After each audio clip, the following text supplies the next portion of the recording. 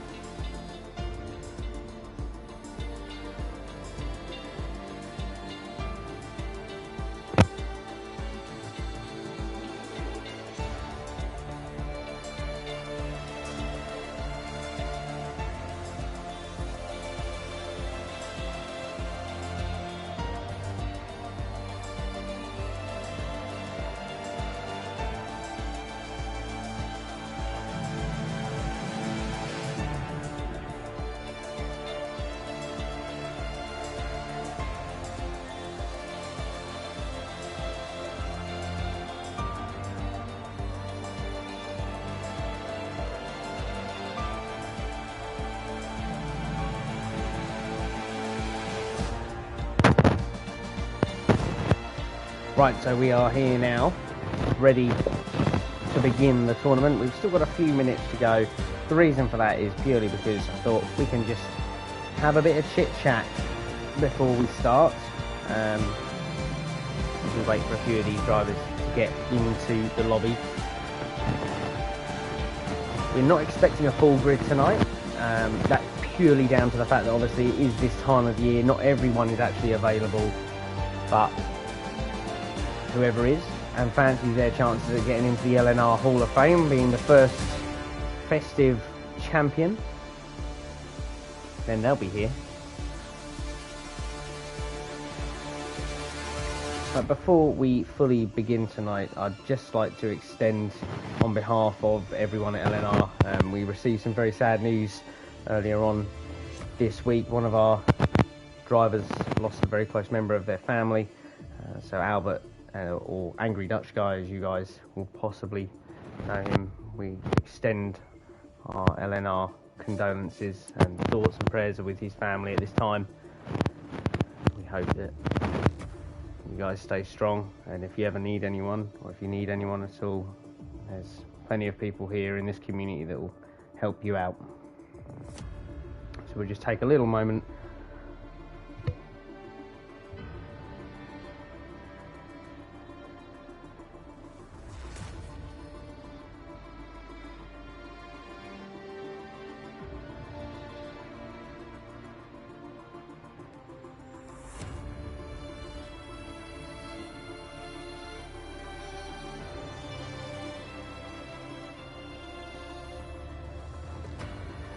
Right, so the way it will work this evening, Austria is our first round. In case you haven't seen the track layout, let's have a little gander here at what we've got coming up for you tonight. Here we go. On the screen you'll now see the 4 rounds that have been chosen for the tournament.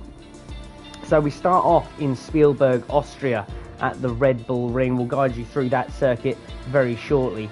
That race will begin with a one-shot quali. What that does is it will set us a grid for our first 25% round. So each round will be a 25% race distance. We will have one-shot quali for the first race in Austria. Following that race, the results will give our drivers the points, and that will then set the grid for round 2 taking place in Monza. So round 2, we will have a reverse championship order. Essentially the reverse order of what people finished in Austria, and that will stay the same throughout the tournament. Keeps it nice and tight, keeps it very, very close, we hope. So the idea is that we will go to Italy on a reverse championship grid, so those that finished last will now start on pole, and very much the same in Brazil, except it's not if you finish last, it's where you are in the championship, which when we return to each lobby... Oh, cheers for that, Max. I think you're better at commentating than driving. Best do me proud then, buddy. But here we are. So yes, we will finish each round, look at the championship points, and we will be able to determine the grid will form. We can still see we've got some more guys joining the lobby now. They've still got a few minutes to go. Anyway, let's have a little look so far at the circuit we are going to be taking to very, very shortly, and that is the Red Bull Ring located in Styria in Austria. It's a fan favourite. It's a very, very straightforward circuit, and the joy of this competition is that each of these circuits is relatively nice and straightforward for drivers to just jump straight into. So there's not massive amounts of high tyre degradation. You will see a little bit of strategy obviously coming into play due to the race distance, and we'll talk about that when we get the racing underway. But Austria, it's got 10 turns, notably turn 1 named after the legend himself, Niki Lauda.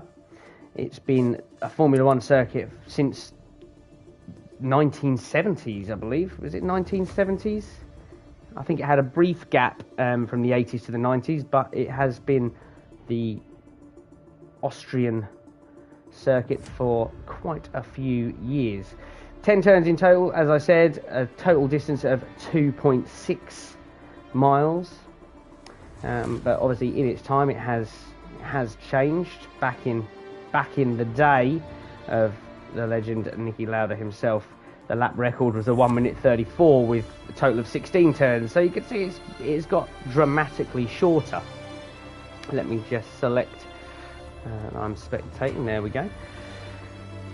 So yeah, we'll guide you through it as qualifying starts. It's a fairly straightforward circuit, as I say. But so far it looks like we have 10 drivers in, so if we race with 10 drivers, we race with 10 drivers. It's points all round providing they finish. Weather is set to dynamic, and each driver will be driving their car that they use on a weekly basis. So we've got obviously Woolsey sitting in his Alpine, Ryan in the Williams, along with Era 6 in the Williams. There is no constructors for this tournament. So equally, it's every man for himself. It's Christmas. It's every man for himself. I'll try and guide you through it as best I can. As I say, this is the first time we've ever really run a tournament like this, so we'll just see how it goes. But if you're watching the stream and you want to get involved in the chat, feel free. Have a few beers. It's Christmas. I'm definitely planning to, so if you hear some drinking going on, that'd just be me. The commentary will probably get worse as the night goes on. I can liken it a little bit to probably Terry Wogan doing a really bad Eurovision.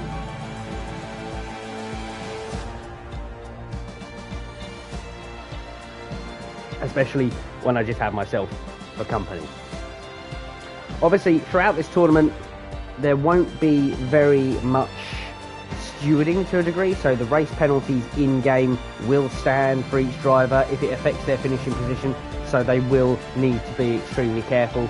I'll also be on the prowl. I have a direct link to the guys running the lobby in the Discord, so if I see any form of foul play that I can see straight up is an incident, then I will be relaying that as well, and grid penalties can come into play for following races. I really do hope I don't have to do that, because that just adds more confusion to my job, as it means that I have got to have a little watch of my secondary screen that has a 5-second delay, where I can then see exactly what's going on. So we should be underway very, very shortly.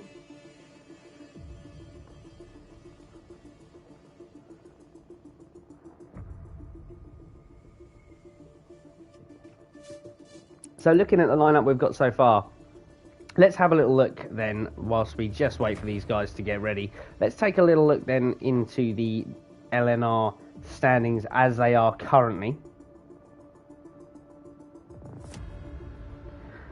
So the standings, as we see it so far, driver standings, we'll forget the constructors for the time being. We'll just look at the drivers we've got from the top to the bottom of the list. So we've got Error 6 in his Williams, currently in the Season 2 driver standings, sitting just 1 point off the bottom of the table.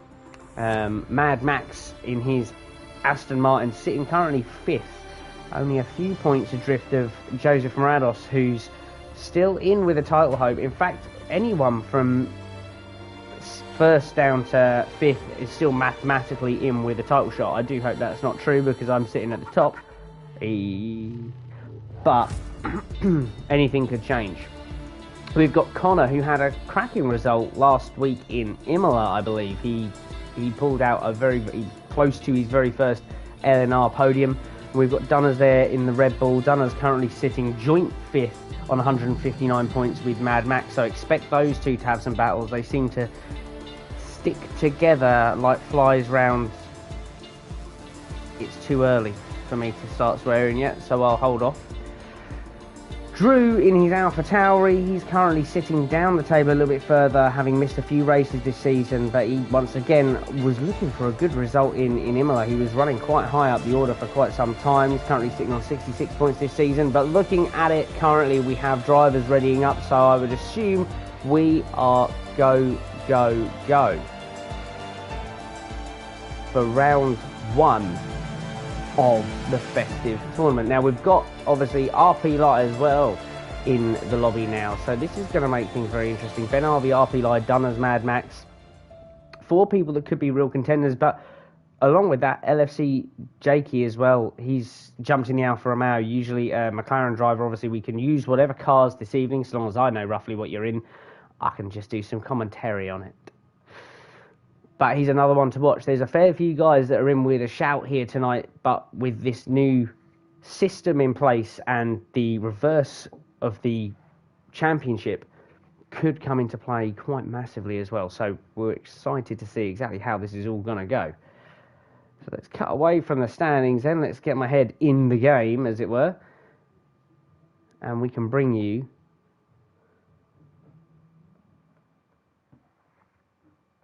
some of the action from our one-shot qualifying. So these guys are going to get themselves set up.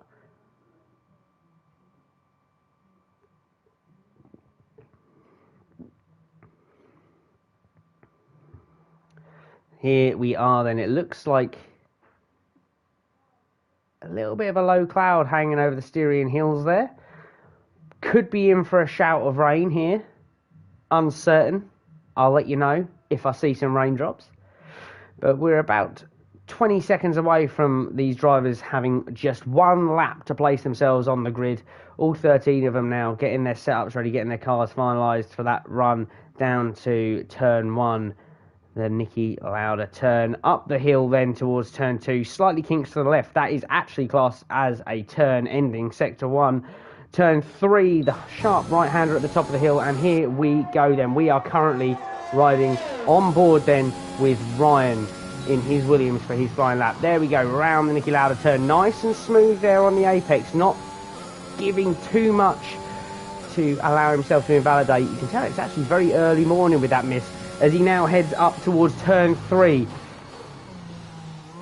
Nice tight line, gets the power down nice. No, you don't want to spin the wheels up too much there. You will lose a lot of time by spinning up there and just losing all the traction as he heads down to Roush, turn 4, braking under the bridge, keeping it nice and tight into the apex, using all of the exit of the circuit on the way out. Great bit of power being put down there. 7th gear, dropping a couple to 5th as he now takes that left-hander. Has to back out quite a lot there. He was carrying a fair amount of G's as he head to the right, lose a little bit on the lap, and I think that will cause him to drop down the order ever so slightly. Let's have a little look then at Wolsey. How's he getting on as he goes round the final turn in that Alpine? Keeps it nice on the apex. If he hasn't invalidated, then he will set a decent time of 1 minute 5. But it's LFC Jakey in the Alfa Romeo who takes top spot and takes pole position here in Austria for round 1 of the LNR Christmas Tournament. One of the guys we pegged to do quite well. I'm not going to do any pegging tonight, but look how tight it was at the top there. A 1 minute 4.976 plays a 1 minute 4.989.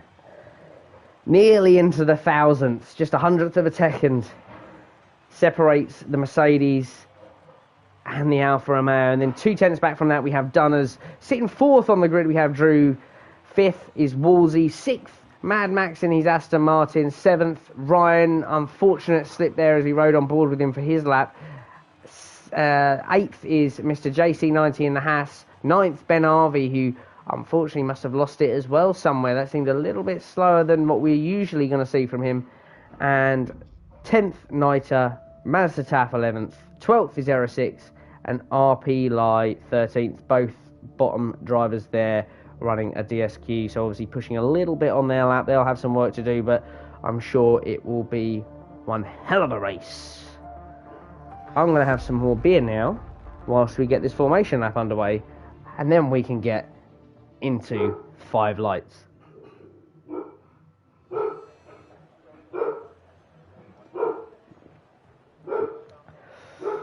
We've got some cracking support from a dog in the background, if you guys can hear him. I'm not sure if you can or not. Great lover of Formula 1 Labradors. Absolutely love it. Can't get enough. Right, drivers now just sorting out their final setups, getting themselves ready, choosing their tyres. Yeah, if you're outside that top 10, I believe you can have a free choice of tyre. So you'll see maybe RP lie down the back there looking to extend a medium stint. But obviously, this is also very safety car dependent. The chances of getting a free pit stop during a 25% are fairly high. So anyway, let's have a little look as these guys take their formation lap. They try and get their tyres warm. It looks like we're in for a bit of a dry race. I'm not sure if Drew can hear it. Woof woof. Damn straight. He's a bit of a noisy man. Anyway, I digress. LFC Jakey there on pole as he leads them up the hill towards turn 3 now on this warm-up lap. We've got Connor M sitting right in behind. He'll be hoping for a blistering start and hopefully looking to try and get LFC Jakey on the inside on the run down to turn 1.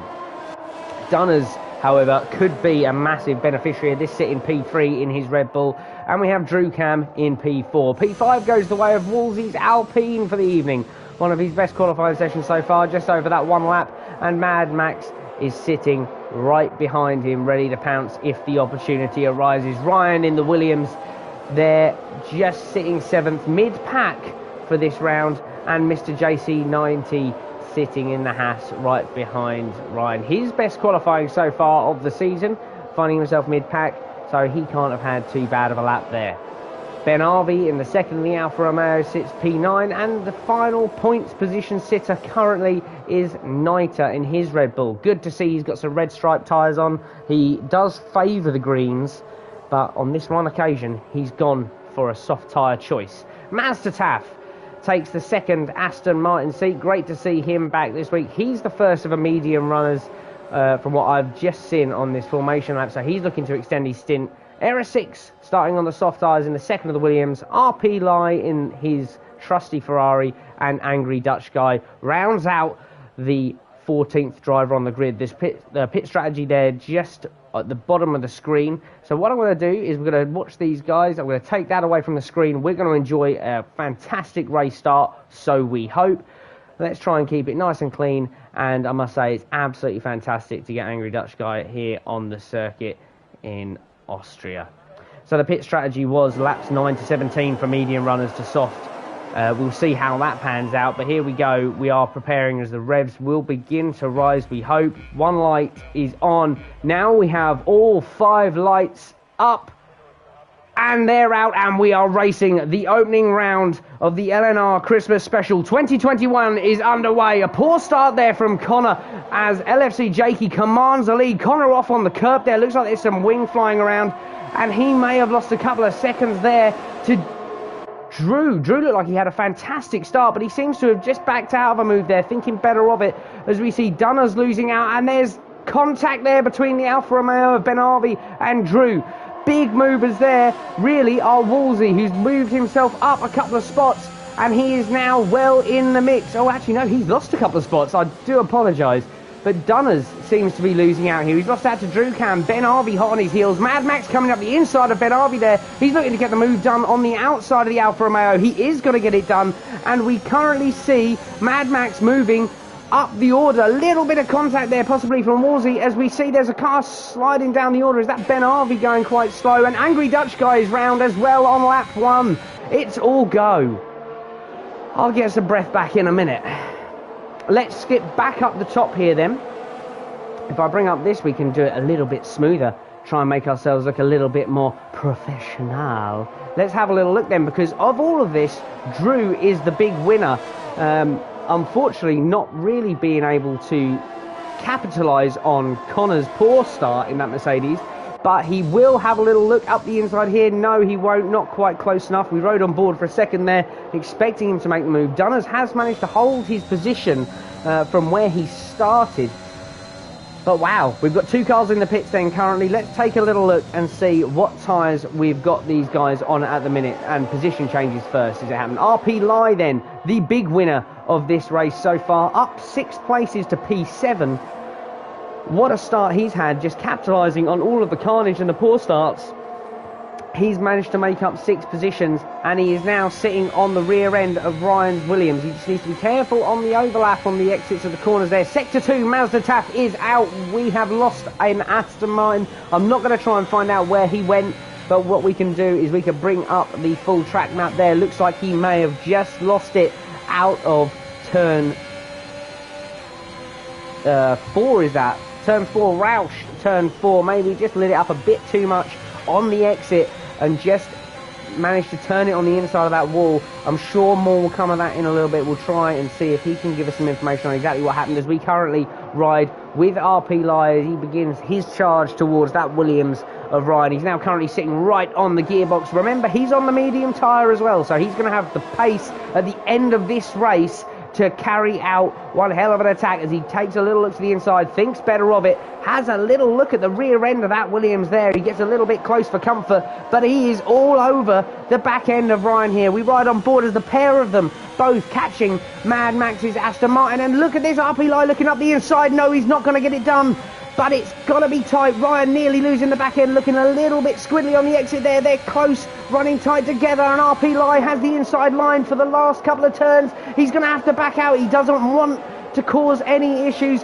but he does, and he does very, very well. So we do see no change from his current position. He's all over the rear end of Ryan, but we are going to have a little look further up the field, because it also seems like Dunners is on the attack of Drew as well, as we ride on board with that Red Bull. Looks close, a little bit of movement from the AlphaTauri as they try and keep it straight, going up the hill, braking into turn 3.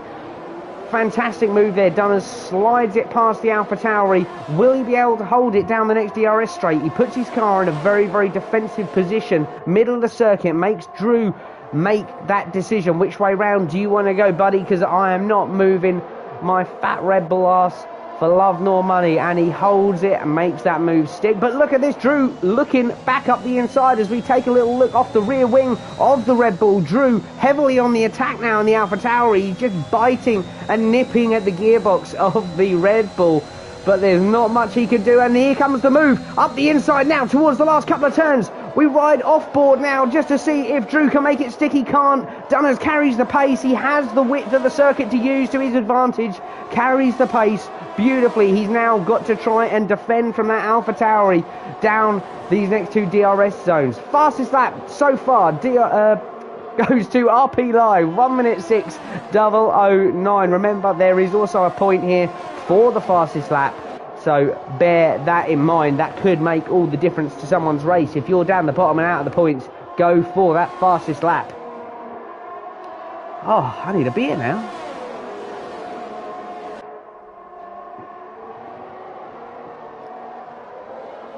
Let's take a little look then. Let's get away from that screen there and bring up some tyre information, because we've got RP Lai making that fantastic charge. And as you see, as I say that, look at Drew up the inside of Dunners. He's got the move done again. That flashing red light on the rear of the Red Bull means Dunners is rinsing his ERS. He manages to stay ahead of the AlphaTauri, but for how long? Drew looking like he's got the ERS back online again to try and make one last push get a good exit out of here and try and push down the start-finish straight. Connor trying to break the toe from the Red Bull. He doesn't want the pair of these guys coming up behind him to fight, and it looks like they're bringing an entire pack up with them. Mad Max now joining the fray as Drew runs wide out of Nicky Lauda, turn 1. And unfortunately, he's going to lose a bit of time, but he's going to lose a bit of time to the Aston Martin and Max, who makes one hell of a run up the hill, and he's going to get the dive up the inside. He's going to go for the pair of them, and he turns the Red Bull ever so slightly to the side. There's contact, and look at this, RP Lai getting involved. But he seems to have lost a bit of time. I got very excited then. Oh, what a moment, what a moment. But look at this. Up ahead, you've got Max now in the battle for third. That final podium spot looks like it's gone the way of the Aston Martin driver as he gets ahead of the Red Bull. The pair of them getting very squiddly. Let's just take a little look at my other monitor because it's got a little bit of a drag on it, and it almost looks like the bunch up of cars into turn 3 just cost RP Lai a huge amount of time. Everyone going for the same move at the same time there just cost them a little bit, as we now see Mad Max dive into the pit lane. So Connor and Max both pitting at the same time. RP Lai coming in for an early stop as well. Did he potentially pick up a little bit of damage? Let's take a little look. Let's skip to him. Let's see what happens. He did pick up a minor amount of damage. No end plate as such, maybe just a few fractures on those downforce fins, which can affect the car to a degree. I personally would have maybe not opted for a wing change. You've cost yourself 5 seconds or so there. But remember, he started from the rear of the pack, so any build for him is a massive gain. And Kobe's come on the chat. Ben hit me, Aaron. Shocking. Absolutely shocking. Why does he do it? I don't believe it, though. I don't believe you, Kobe. Don't believe you, buddy. Where's that evidence? Meanwhile, we have Mr. JC90. Tyres looking a little bit dirty. He's just tried mowing the grass a little tiny bit, and Drew is out of the session. What's happened to him? He was running P4. Looks like it's the start of Sector 3. We have yellow flags. Let's remove this. We can see hefty skid marks as Drew's AlphaTauri unfortunately sits there down the turn between Sector 2 and Sector 3. I'm going to say that's probably around turn 8 he's lost it there. Just putting the tyres under a hell of a lot of force going through that section of the circuit, trying to carry as much speed as possible to catch up with the battle again. But remember, he hadn't pitted, so this now makes for a very interesting race. We've got Drew and Mazataf both out of the session. Mr. JC currently running P3. Yet to pit, mind you. And also, look, Niter yet to put on his intermediates. He's running P1 with 7-lap-old softs. We've got Sector 2 yellow flags, it would seem. Maybe that's just a bit of a bunch-up because we've got an awful amount of cars heading through the hairpin there at turn 3 as they now battle their way down towards turn 4. I think that's 4 or 5. This track is very bizarre for turns because they do count little kinks as turns. It is turn 4, Roush, down at the bottom of the hill there under the bridge. Right, so we are currently watching Connor as he attacks the rear end of Ryan, just heading through that point where Drew unfortunately lost his AlphaTauri. He probably bounced off the inside barrier, but here we go. Connor looking to get the move done on the Williams, both now having pit onto the medium compound of tyre. And now why are we riding on the back? That's not the camera angle we want. Let's switch that round. Let's get on board with the Mercedes driver as we now look from the rear wing of the Williams. He's got no DRS. Connor will, of course, have the DRS to attack. Will he get enough of a run up the hill? He will, up the inside. And there we go. The move is done. But he has just compromised his exit. He just stopped the car a bit too much on the apex. Allows that Williams back through on the attack. But he's going to have another go at DRS. Goes down the inside into Roush. Gets the move done. Runs it slightly wide on the exit. Is he going to allow that Williams back in? Yes, he is.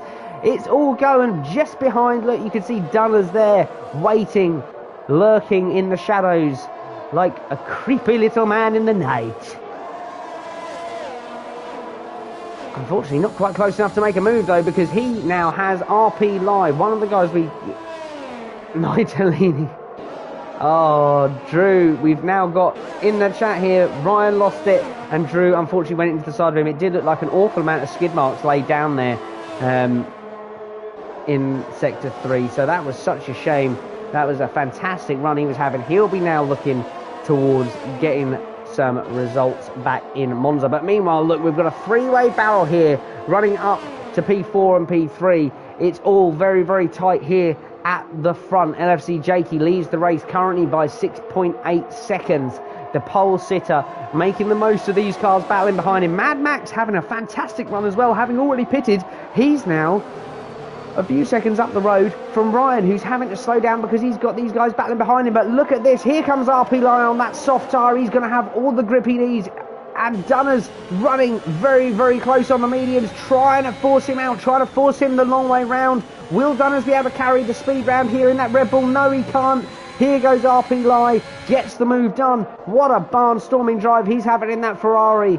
And 2 laps in on the soft tyres. We're 11 laps into the race. Will this continue? Will he keep that level of grip? I'd like to think so. Austria is a fantastic, fantastic circuit for tyre degradation. Very even all round. You don't tend to... Oh, as we just see Ryan there skip it out of turn 1, I believe. I think that was Ryan. Yes, it was, because it's allowed Connor in that Mercedes to get the run up the hill, and possibly RP Lai. He's going for the double overtake. He's not quite going to get it. He's going to get the grip on the exit as Connor runs wide from turn 3. They now begin that long drag down to turn 4. Ryan looking to take an attacking line. RP Lai moving over and getting that defence covered.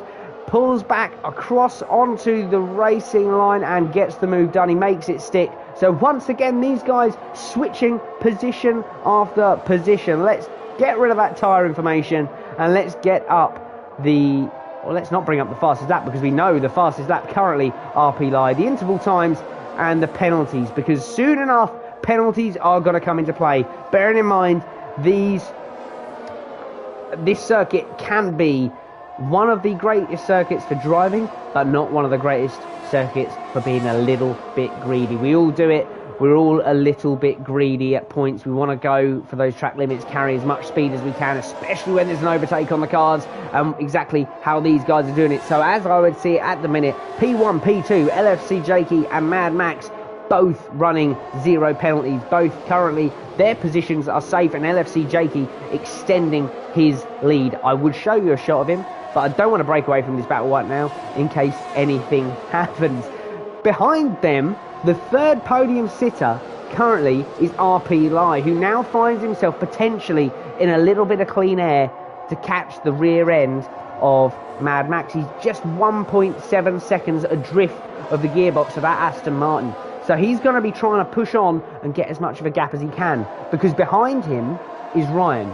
The pair of them sitting on penalties. 6 seconds to RP Lai, 3 seconds to Ryan. Count the gap up. That means currently Ryan is sitting P3, but you then look further down the order, P6. Dunners running less than a second and a half off the pair of them, and he's running 0 penalties. So he really could be the real winner in all of this if he keeps his little nose clean.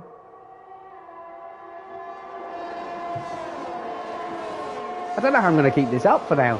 Like nearly 3 more races after this. It's knackering. Anyway, let's skip the action. These guys are going, here we go. Here is your current leader, LFC Jakey. Let's give him some screen time. Let's get rid of that and let's give him some screen time. We'll keep an eye exactly what is going on as he heads now down towards the end of this lap. Running now through turn 7 and 8, down towards turn 9, formerly named as Rint, I believe. Turn 9, and then into the final turn 10. You've got to be careful really at turn 10 there. Don't want to take too much of that inside curb. It can really, really unsettle you. Now down towards turn 1. Keeps the power, and we ride on board with him for a minute because he's doing a fantastic job of commanding this race. As we just see at the top there, Ryan picks up another penalty. Let's get some more information back up and let's skip back towards the real battle at hand here. Let's get on board with Dunners then, because he is now the one following this battle. RP Lai ahead of he seems to have gotten ahead of Connor. I think he done that a couple of laps ago, but look at this, up ahead, RP Lai now right on the tail of that Aston Martin. That soft tyre really showing off its advantages. He has DRS down the hill towards turn 4 into the braking zone under the bridge. Not quite enough to get the move done. but he will have that tyre advantage. 4 laps remaining. We've got to hope that that tyre sticks on and he really closes up to the rear of that Aston Martin. Look at the difference in grip levels. There seems to be so much difference in confidence as we see the rear end of that Aston Martin just bouncing around on the curbs there a little bit. What's the confidence levels of Max like? Is he going to let this go now? Because he's got a 3-second penalty to RP Lie's 9 seconds. Is he going to hold him up for a bit, try and stick with him and see exactly what happens? Down this DRS straight, he's going to be theoretically a sitting duck as they go now round turn 1, up the hill, through turns 2, up towards the hairpin right of turn 3. All this time it's allowing LFC Jakey to extend that lead. There's moves further down and it looks like Ryan is in the pits now for a set of soft tyres. Did he pick up some wing damage? We cut away from that battle very, very momentarily because it looks like RP Lie has now got the move done on the Aston Martin of Mad Max, unless Max gets the comeback into turn 4. No, he doesn't. He's not quite close enough at this point. He'll be looking to stick with the rear end of the Ferrari, just hoping that maybe there is that glimmer of hope that his tyres give in. And to be fair, if he stays within 6 seconds, he's got himself onto the podium, which would be a fantastic race from Max as you look at his position changes there. But equally, RP Lie up 11 places. He's gone for some real hardcore fast driving here. Remember, that will then put him towards the rear of the grid, depending on his finishing position. Look further down the pack. Once again, we see Dunners still edging his way there. Currently running P4. No penalties as it is. Keeping himself nice and tidy on the apexes. Will ride on board with him as it stands. He heads up the hill. We can see the battle ahead going on. Mad Max still fighting for that P2 position. He doesn't want to give it up very easy. He wants to stick with RP Lie. He wants to really battle with him, stay on the rear of his gearbox, make him take some unorthodox lines. And here comes the move then, down the inside into turn 4, gets the move done. Sticks with the Ferrari throughout the whole lap, but there looks to be a little bit of a switchback on the cards. Will the Ferrari have enough to do it? No, he won't. He has to go the long way round, backs out of it, thinks better of it. And once again, Mad Max on that medium tyre as we have a yellow flag up in Sector 2. Let's take a little look. That is a slow-moving Williams. That's error 6 there, who's up 1 place as it stands, but not quite in the points yet. He's got a little way to go to get back in the points, so it may well be worthwhile looking at the fastest lap for him and Angry Dutch Guy as it stands. Angry Dutch Guy running 37 seconds behind the pack, so he has made an extra pit stop. I believe he looks to be... Oh, and there goes Ryan. Ryan is out of the session. Exactly where did he come off? Once again, the same sort of spot as we lost Drew there through the last few turns here, through probably turn 7, losing it on the entry curve for turn 8. Very, very unstable point of the car. You're pushing the car through some extreme limits there. So that's Ryan out of the race. That moves error 6 up into the final points sitting position. Now, Angry Dutch Guy, we were just saying at that moment, has pitted again. You can see he's pitted again. He's about 30 seconds off error 6. Has he gone on to that soft tyre to try and nick a point for that fastest lap? Because that could be real beneficial later on. You know, he's taking a point away from RP Lie, who's currently sitting P2. Take that away. Give it to me. Give me some love. Give me that fastest lap. That's what he'd be saying. Anyway, in the meantime, we can see that RP Lie, as we start the final lap here in the hills of Styria, has caught up to the... I say caught up. He's lost that position once again to the Ferrari of RP Lie, and he tries to fight back, but this lap, he's not really going to need to. I can't see him losing many seconds, hundredths even, to that Ferrari in this lap. The tyre degradation will have been a fair amount now, having battled with that Aston Martin for the entire race. The RP Lie unfortunately won't really be able to pull enough of a gap. As you can see, the rear lights of that Ferrari blinking away there, just indicating that it is rinsing its ERS. It's trying to pull as much of a gap as it can, as we see that Dunners is also rocking now a penalty as we now ride on board with your current leader, LFC Jakey, as he rounds the final corner to take victory here in the first round of the Christmas tournament. A fantastic commanding drive from the get-go.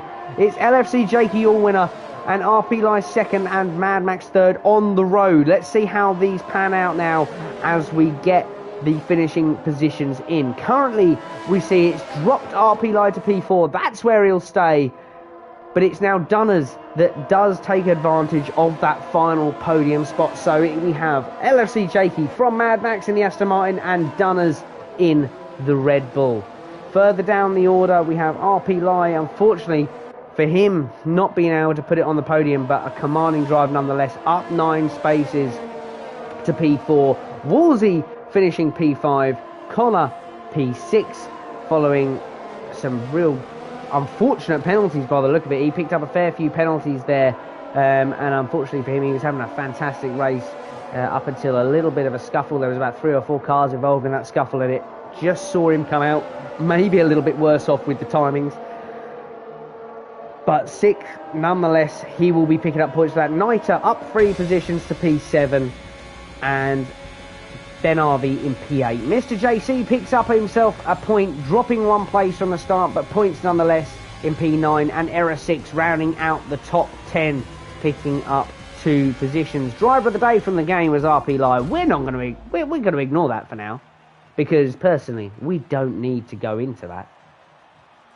We're going to be looking at points and fastest lap.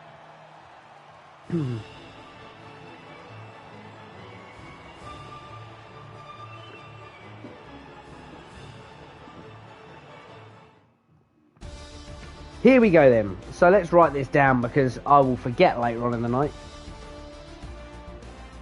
There is your final standings of all 14 drivers here for round 1 of the festive special. The fastest lap for that race in the end went to RP Lai. Quite clearly there with a 1 minute 5.2, substantially quicker obviously when he was on those soft tyres. But LFC Jakey takes victory here for round 1. Mad Max following in 2nd position, and a close 3rd, Dunners in the Red Bull. 4th goes the way of RP Lai. 5th, Wolsey. Connor sits in P6 after starting P2 on the grid. Niter up 3 places from 10th to P7, and Ben Harvey sits P8 on your final standings. Mr. JC90 earns himself a couple of points, as I said, and Error 6 rounds out the top 10. Angry Dutch Guy finishing P11, Ryan in 12th, and Drukam Mazdataf finishing 13th and 14th respectively. The bottom 3 there, unfortunately, having some DNFs and some issues there. But what a race. What an opening race we've had there. Whew. I got a bit excited at multiple points throughout that. Very enjoyable, gents. Now we move on to round 2. We have no time to waste here. After this race, we will be taking a short break. But look, so this next race, we're now no qualifying. So we've got 13 laps now, flat out around Monza. This is now a reverse championship grid. So as you see on your screen right now, let me scroll across. We see we've got LFC Jakey at the top there, highlighted in white. Currently sitting on 25 points in this tournament. So this will show us the tournament sitting position. He will now start P14 here in Monza on that dreaded run down to turn 1.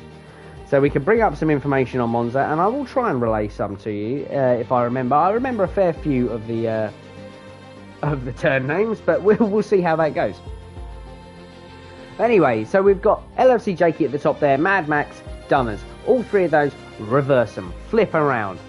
So we will see pole sitter, most likely to be Mazdataf, followed by Drukam sitting P2, Ryan P3, Angry Dutch Guy P4, etc, etc, etc. Personally, if I was a betting man, I don't know if Betfair are going to offer any odds on this, but I'll be pinning Angry Dutch Guy to have one hell of a race this next time out. Very commanding drive around Monza. Raced with him a fair few times here, so I can expect him to be very, very good. But once again, we've got this weather on dynamic. Anything can happen. So Monza then, let's have a little talk about that as a circuit. We chose this circuit in the sense that it's the one that drivers, once again, it's the temple of speed. It's one of the funnest circuits on the calendar. It's one of the fastest circuits on the F1 calendar. It was first opened in 1922. and it's been the Italian Grand Prix since the 1950s. It's been since the get-go, really. It is the home of Ferrari, of course. It's has a length of about 3.6 miles and a total of 11 turns. It's one hell of a circuit, obviously, namely for its final parabolica turn being extremely famous, along with that lethal Ascari chicane comprising of turns 8, 9 and 10. So keep an eye out for some action happening through there. We see the drivers now starting their ready up procedure. Here we go then. We're about to get underway here in Monza, this 3.6 mile circuit. We've got 13 laps of it, and I must say, no safety cars in Austria. So what an absolute bonus that was.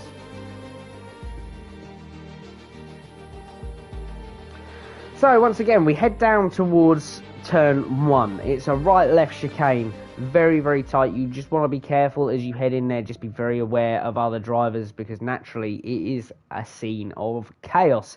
The escape road obviously runs straight across and takes you round towards turn 2, the Curva Grande, as you then head down towards turn 3. Turn 3 is a double turn once again, another chicane. They class it as one turn before you head to turn 4, Lesmo 1, turn 5, Lesmo 2. And then turn 6 is midpoint on the DRS zone out of Lesmo 2 before you hit the Ascari chicane, followed by obviously turn 8 Parabolica. Now, it can vary. People draw it differently. People draw turns differently. The majority of people, I would say, would call turns 1 and 2 and then Curva Grande turn 3. So we'll do that. We'll try and differentiate between that, and the same goes for the other chicane. Namely because people tend to put 3 turns on the Ascari chicane, 8, 9 and 10, which I would probably personally agree with. So just a couple of seconds here then for the guys to get ready before we run you through the grid.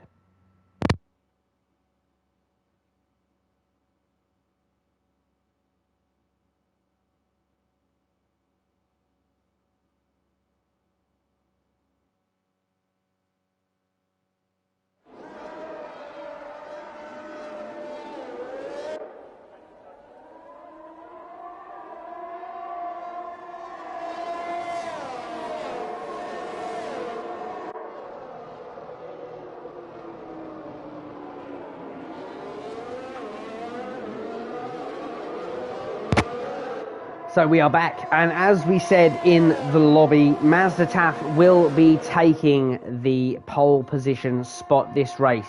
So Mazda TAF leads the way down towards the second chicane and up towards turn 6, Lesmo 1 now. Drew Cam starting once again the second race in a row. The second race in a row.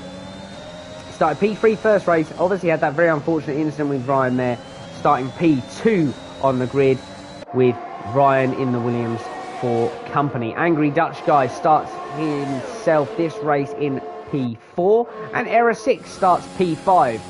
We'll have a little look at the tyres as we head through the grid now. All drivers so far on the softs. Mr. JC in the Haas starting himself P6. Ben Harvey finds himself in P7, the first of the medium compound runners looking to do that long stint first. Naita starts also on the mediums in the second of the Red Bulls, and Connor is also on the soft tyre. So remember, he might have a bit of pace off the start in comparison to that Alfa Romeo and Red Bull ahead of him. Woolsey finds himself sitting P10 in his Alpine, and RP Lai once again having finished up the top there in the last race. Oh, spins it on the formation lap, but he's currently running P11. P12 goes the way of Dunners, 13th the way of Max, and LFC Jakey rounds out your grid in P14. Now Dunners there as well, running the medium tyre, a personal favourite for himself. As we just skip through, let's get the best angle we can. Let's ride on board then with Error 6. ahead of this race starts. See if there's somewhere where I can get to see the lights. Here we go. Oh, we're having a few minor issues here. Here we go then. 5 lights are on and we are racing here in Monza for LNR. The LNR's Christmas special extravaganza. There's moves being made down towards turn 1 now as Drukam has a little cheeky look on the inside of the Aston Martin, taking it very, very slow there. Mazataf, Drukam gets him on the exit. Severe collision there for Ben Harvey and JC. Doesn't seem to be any issues further back. I'm just taking a little look, but we saw the pit strategies there flash up down the bottom of the screen. I will get them out to you as soon as I possibly can. A relatively clean start, looking at it. A relatively clean start as we see Mazataf holds P2, Ryan P3, Angry Dutch Guy staying P4. It's, to be fair, the pit strategy I think is going to say between about lap 8 maybe, I would have thought. Just try and make the most of these soft tyres. That's going to be the aim. But we do have an early safety car, it would seem. Is there anyone who picked up any damage throughout that? We have no drivers out so far, but we do seem to have a safety car, so that will be quite interesting. And 5 seconds coming around all over the place. So you have to bear with me. We're going to have to try and catch up with exactly what's happened here, as all the drivers now head round towards the back of the pack. We can see Ryan diving in the pits, making the most of the free pit stop. And to be fair, on a 25% on Monza, I don't blame him at all. Starting on the soft compound, we see a hell of a lot of these runners now pitting. So you can see there, RP Lai jumping up the order. But we can see a lot of the guys who were soft runners pitting, along with Dunners as well, who was a medium tyre starter. Now going onto the soft tyre, he's going to go the entire distance on the soft tyre. Let's have a little gander and see if that is indeed what he's doing. Yes, it is. He's going to try and make those tyres last for the duration. So your net leader currently will be Mad Max.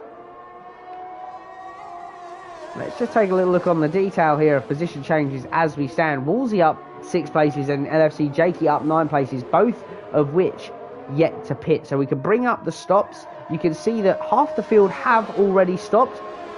Also, the guys who picked up the 5-second penalty there will have served their penalty in the pit lane, so that will no longer apply as a track limits penalty. Whew. It gives me a break for a second. Meanwhile, up the front there, so here we go. Predicted stop strategy is between laps 7 and 12 if you're a soft tyre runner. So they are very much aware that these soft tyres can go a 25% distance. They can, 100%. Like I said at the start of the stream, tyre degradation, not really too much of a problem around the selected circuits tonight. We've made it so that we can, you know, get through the races relatively easy, and there's not too many chances where drivers are going to fall back down the pack as such. So here we go then, we're just waiting for the remaining drivers to catch up with the safety car pack, and that'll be Connor, Niter and Era 6 down as they now head through the Ascari chicane, I believe, as we just jump on board with Connor, who's currently ghosted, obviously having a couple of connection issues there, but Niter and Era both just coming down now towards the Parabolica, and they will jump on the rear of the safety car pack as we see Mr. JC and Angry Dutch Guy just leaving the pit lane there. So both of them now taking the opportunity to get that stop done. So that means that from 6th position downwards have all pitted and theoretically will need not make another pit stop. Let's go back up towards the top of the pack then as we see, here comes Burt. What a lad, what a lad. He leads them now down towards the 2nd chicane here in Italy. Up towards Lesmo 1 now we go. Everyone just trying to keep a little bit of heat in their tyres. So Drew, obviously on the soft tyre, you'd think currently, having only done one racing lap, these guys are going to be on relatively fresh tyres at the start of this restart. Bearing in mind they're going to have to pit, are they expecting another safety car? Because if they do, the advantage will massively sway their way. You've got to remember, one racing lap in those tyres, maybe there's not too much, you know, there's going to be plenty of life left for them for the remainder of this session. But race control has spoken and the safety car is in this lap. So expect to go racing now as we see Drew will lead them through the parabolic. He'll start backing the pack up about now down this back straight. As we see the lights are indeed off on the top of that Mercedes in front. And we can see Drew's AlphaTauri just teasing the pack back together, trying to get as much last minute warmth in his tyres as he can. We can see Mazda Taff there, your pole sitter, currently sitting P2, just waiting for that jump. And here we go. Drew jumps it round the parabolica. It looks like Mazda Taff is just slightly caught off guard. And look, there's a little bit of rear wing. Is that a little bit of wing there from Woolsey's Alpine? As it looks like he may have lost an end plate. He now heads down towards turn 1. He's going to lack all the downforce on the entry of this corner. He currently holds P3. Looking in behind, we see Ryan making a move, and RP Lai into the back of LFC Jakey as he shunts him just down past. There's no real other repercussions of that. I think RP Lai will have picked up damage. Woolsey has lost his front wing, unfortunately, so for him, he will be having to make that stop that he didn't make under the safety car very, very early. Let's take a little look with RP Lai, because I think he may have taken a little bit of damage on board, and we see Woolsey just trying to get out of the way of these guys coming past him now. He's a slow runner now on the inside of the circuit as they head down towards Lesmo 1. Lesmo 1 sees Dunners head through ahead of the Williams of Ryan. He's now going to be trying to make that charge. Remember, LFC Jakey is also making a bit of a charge as he gets past Mazda Taff in P3. Remember, both of these drivers yet to pit. As we see, there is a car off down the rear end of the circuit. Let's try and find out who that was. Is that it is Woolsey, unfortunately travelling very slowly without any front wing stuff. He will make his pit stop now, and he will also be hoping for another potential safety car later on in this race. So we will rejoin with him in just a little while. Meanwhile, up the front here, Drew in the AlphaTauri still controlling this pack, but right behind him you see LFC Jakey as he sets the fastest lap, a 1:24.6 in that Alfa Romeo as they head down towards the first chicane now. Drew taking the inside line, going very, very defensive as they now come out of the exit of turn 2 and up towards the Curva Grande, turn 3. LFC Jakey all over the rear of that AlphaTauri, looking for any which way he can get past, but he's not going to be able to do it. Turns 4 and 5 are next for Drew to navigate as he parks the car on the inside of the circuit. Very defensive line, but there we see a launching Alfa Romeo of LFC Jakey just making contact there with Drew's AlphaTauri on the entry into that turn. One hell of a bit of contact there, spinning the AlphaTauri round. Remember, neither of those guys are pitted, so this now could really, really cause an effect with his race. Let's just take a little look on my other monitor here, because that was some really, really poor moment there. It looked like he just took way too much of the curb on the inside there, Jake. So we will just put a little note down there. Unfortunately, I think that will be a penalisation, because unfortunately, obviously, yes, there is a way to go around it, but unfortunately, getting airborne, that curb on the inside is very, very nasty indeed. But there's space after that. There's space after that. The defensive move was made there by Drew very well. Unfortunately, he took the big loss of that as he now drops down to P9. He's currently in the pits along with LFC Jakey. So we will just see exactly what happens as both of these drivers come out of the pits, more so from a perspective of whether we feel there is a need to take action. Drew needing himself a new wing, and yes, indeed, Jake gets out of the pit lane ahead of him.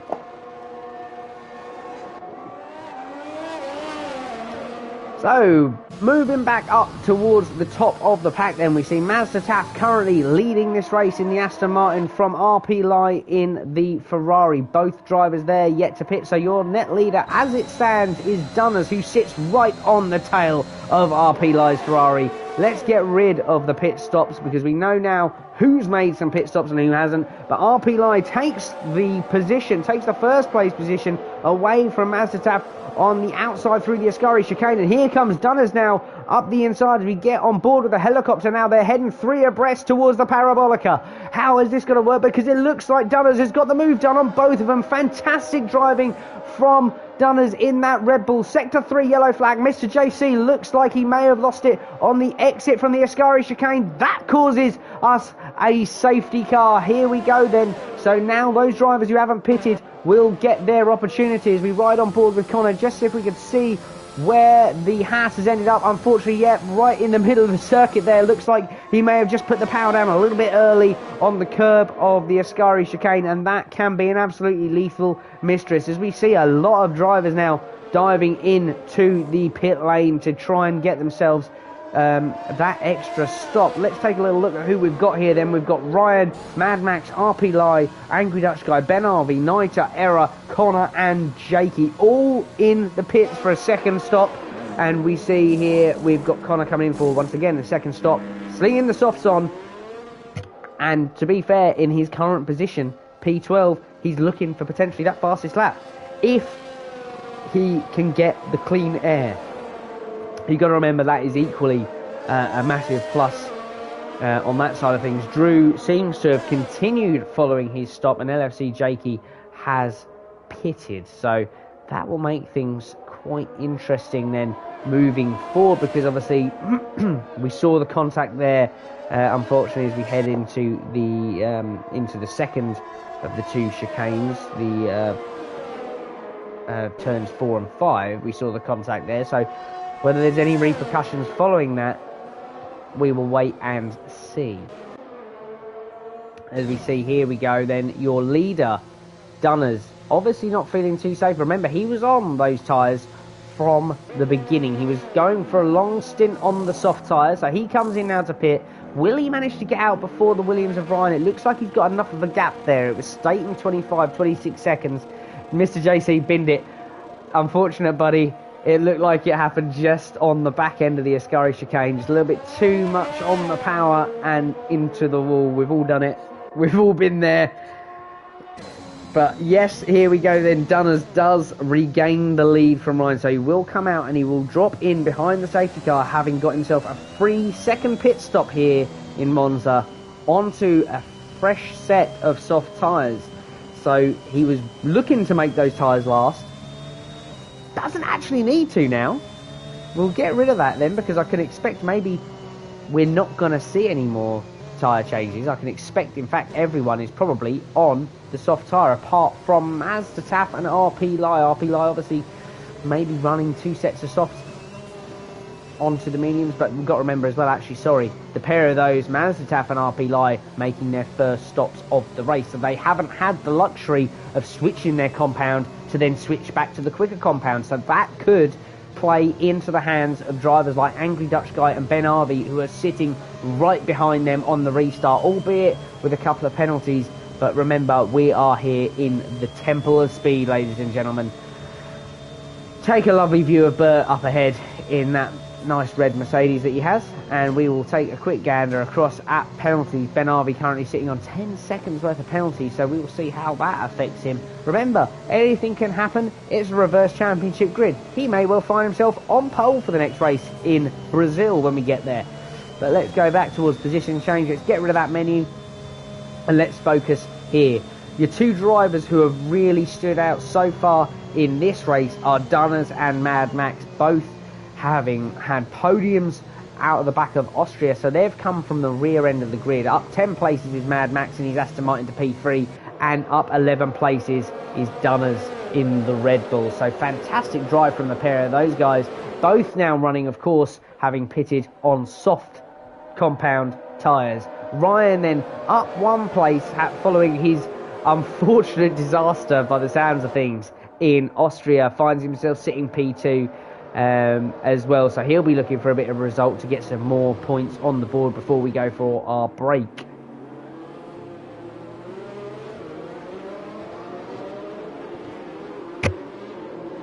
Looks like we're staying out for a few, maybe this lap, I believe, will probably go out. Niter picks himself up a 5-second penalty. Unfortunately, collisions under the safety car can't be removed in this style of a tournament. So Niter will unfortunately have to deal with a 5-second penalty. That can be served in the pit lane. But obviously, at this point in the race, I would most likely think people aren't going to be looking to serve penalties in the pit lane right now.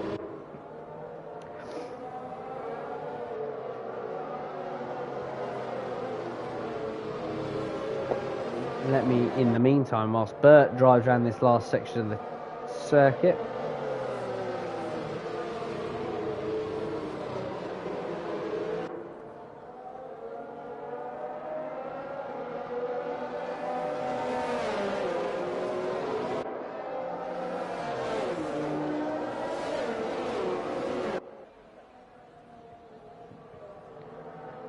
Right, here we go then. Race controller said safety car is in this lap, so let's clear this screen up a little bit. Let's try and get some stuff out the way for this restart, because I think it is now going to be a bit of a 4-lap dash to the end of round 2. Everyone bunched up nicely now then. Bert Mylander heads down the road to get himself into the pit lane for a nice, quaint cup of tea. Of Italian tea, as we see Dunners in his Red Bull start to back the pack up, and once again just goes like a coil spring out the back end of the Parabolica. Bert might not even get in the pit lane by the time he passes him, and he does just about hold his position. That could have been a real tight disqualification there for Dunners. He pushed it and pushed it right to the last minute. He does get the jump safely enough to get round turn 1 nice and safely. Let's look further back down the pack then. Off the rear end of Ryan, he seems to have got a bit of a gap there as well from Mad Max's Williams. He sticks with the rear end of the Red Bull as they now head down towards the second chicane. The pair of them running very closely indeed. Dunner's gap that he picked up at the start there seems to have disappeared as they now shoot down towards Lesmo's 1 and 2. I don't know why I sounded like that, but I did anyway. Ryan looking very racy on the rear of that Red Bull. The Red Bull just trying to keep a nice tight line as we see plenty of position shuffling down here because we've got a car off the circuit.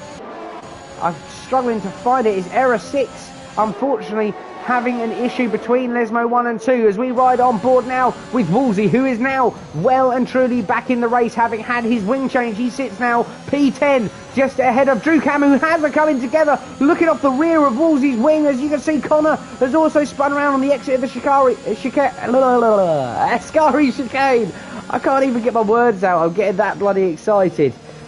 Let's forget about that because we now see Dunners sets the fastest lap as well. So not only is he the race leader, we spoke earlier on about clean air, and Dunners is the only driver who currently has a good bit of clean air now to set a fast lap on those fresh softs. As we now ride on board with Woolsey as he heads in towards turn 1 and 2. Very deep there, but holds it together very well on the medium tyre. He's going to have the slower tyre compound now as he heads round the Curva Grande, as he chases after Angry Dutch Guy now, looking to try and get the move. Angry Dutch Guy parking his car on the inside for the next chicane. Thinks Woolsey's not going to make the move, and he's right to do so, but there's a little bit of contact on the entry.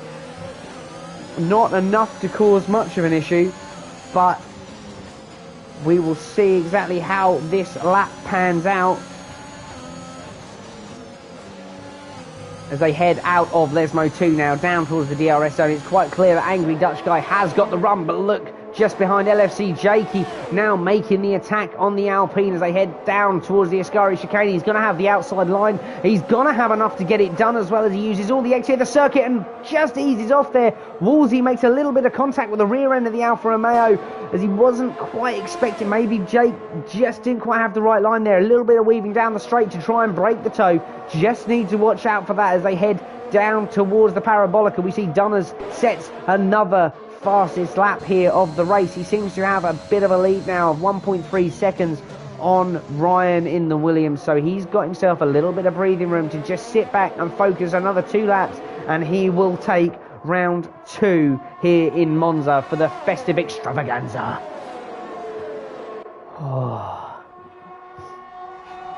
So let's have a little look further back then. We see Mad Max now just starting to begin his catch with Ryan, as Ryan runs very wide out of the second chicane. Mad Max just pinches that position, says thank you very much, I'll take that, that's mine, and he takes the second spot on the podium. Ryan looks like he wants to fight it back just a little bit. Is he going to get the DRS down this back straight as we head towards the Ascari chicane? Let's have a little watch off the rear of the Aston Martin, and there goes the Williams of Ryan. Gets that position back off of Max, takes a beautiful line into Ascari, and just continues to plough on and hold that P2 position. Looking at penalties, this is racing for track position, ladies and gentlemen. This is not going to be determined by penalties.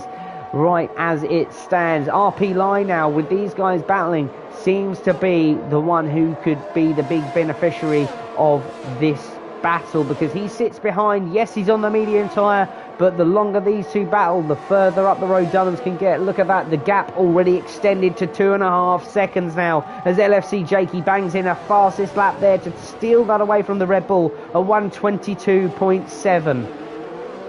Now, as they exit turns 1, 2, head towards the Curva Grande, you can see Ryan already making his tracks up the road, 9/10 clear of the Aston Martin. Looking back, you can see that you've got RP Lie there sitting P4, just making his attack as he lunges in on the chicane here, as we dive towards Lesmo 1, entering, well, we're now in sector 2 now of the final lap. You can see Lesmo 2 coming up. It looks a little bit more spaced out. I'd think that this is probably how it will end. Connor now taking that fastest lap away from Jakey, doing exactly what we said in the first race. Made that pit stop. Look at him, 32 seconds back. Makes the pit stop just to get that fastest lap, as we see Niter making a move on Angry Dutch Guy. Have we lost Angry Dutch Guy? Mercedes there. As we just look on board with Wolsey, we see him running slow down the back straight. But anyway, we are going to jump on board now with Dunners, as we see him cross the line to take victory here for round 2 of the Christmas special. It's Dunners in his Red Bull picking up his second podium of the evening and his first victory. Ryan takes a well-deserved second place, having just pinched that position from under the nose of Mad Max. Penalties are being applied. We'll run through the grid in a minute, but Mad Max rounds out your podium in P3.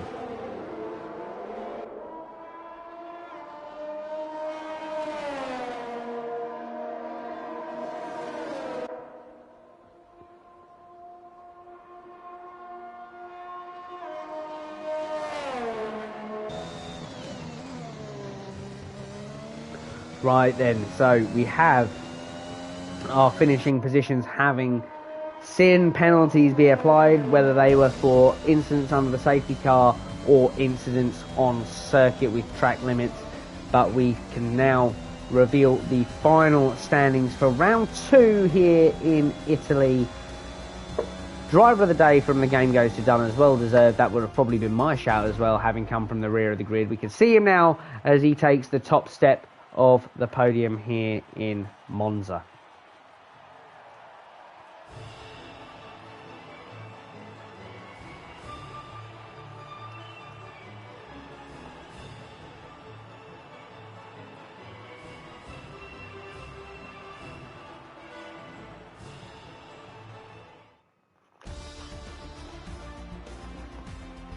So there we have it, your results then for the Italian Grand Prix in round 2 of the festive tournament. Dunners takes the top step with a win in his Red Bull, starting 12th, making those 2 stops to get back onto the soft compound of tyre and carry his car home for his first win of the LNR season, technically.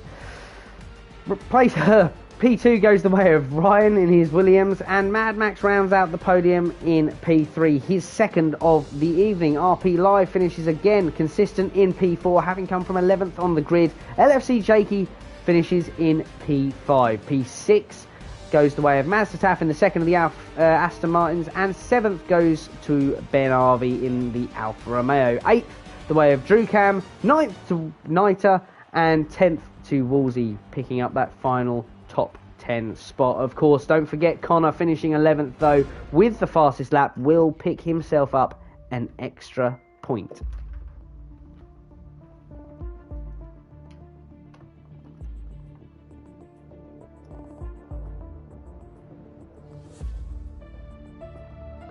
we're going to take a very, very quick 5 minutes, ladies and gentlemen. I'll let you take a quick look at the screen here. I'm not going to pause the stream. We're going to keep it live the entire time. You can see here you have the screen with your current standings on. So currently we see Dunners sitting in that top spot, LFC Jakey sitting in P2. So we will let you take a little look at that. We're going to have a quick break, and I will be right back with you as we take on all of the action from Brazil next.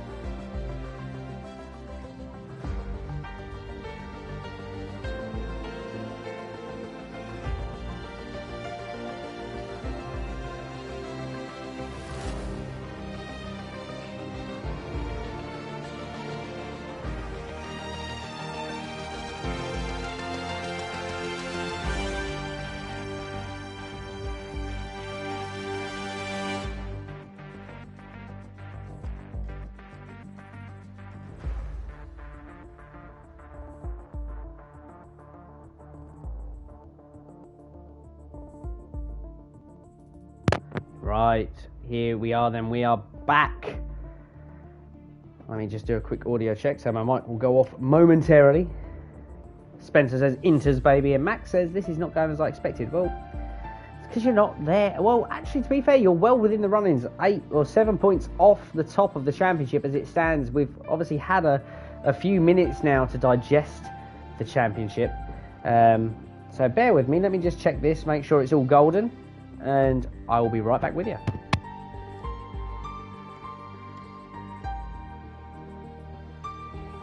It's good. We're good. It's amazing that I get things right every now and then.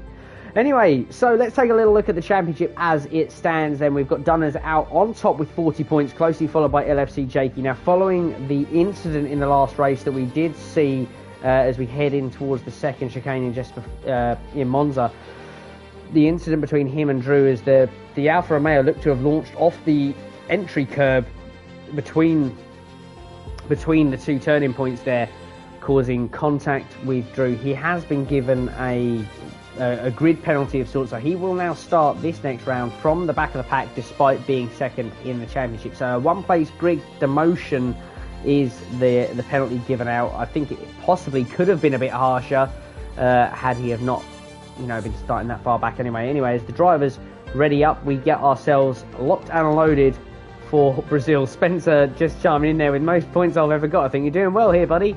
We're doing well. You've got some points on the board there. 8 points sitting P10. So he's in the top 10 here as we wait to see if Angry Dutch Guy can really make his mark here in Brazil on the Interlagos circuit.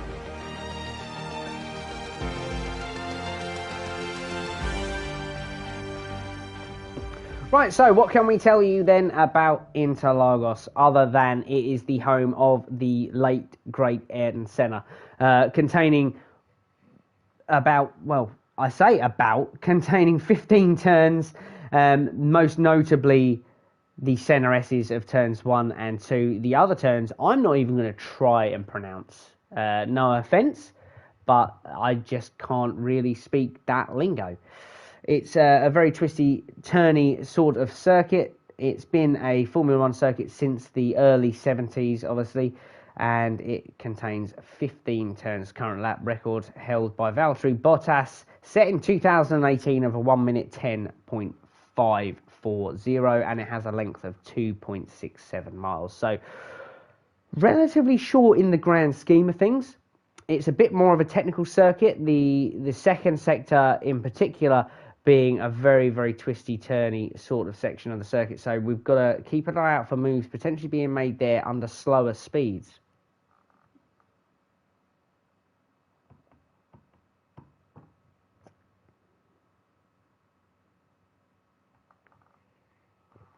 So now we wait for the drivers to get their setups chosen. We've got to remember this is a reverse championship grid once again for this round. So we're not going back to that one-shot qualifying at all now as we finish off the second half now of this tournament. So whatever happens here will now be a massive point towards the outcome. I think this could be a real pinnacle race. And of course, it is a bit more of a technical circuit than the other two that we've seen so far. So we've had Styria, we've had Austria round 1. That was won by LFC Jakey.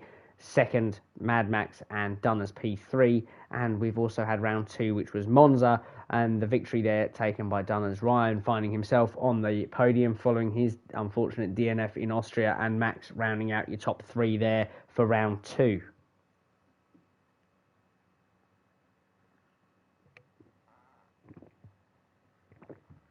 Got to say, the beer is flowing nicely as well tonight.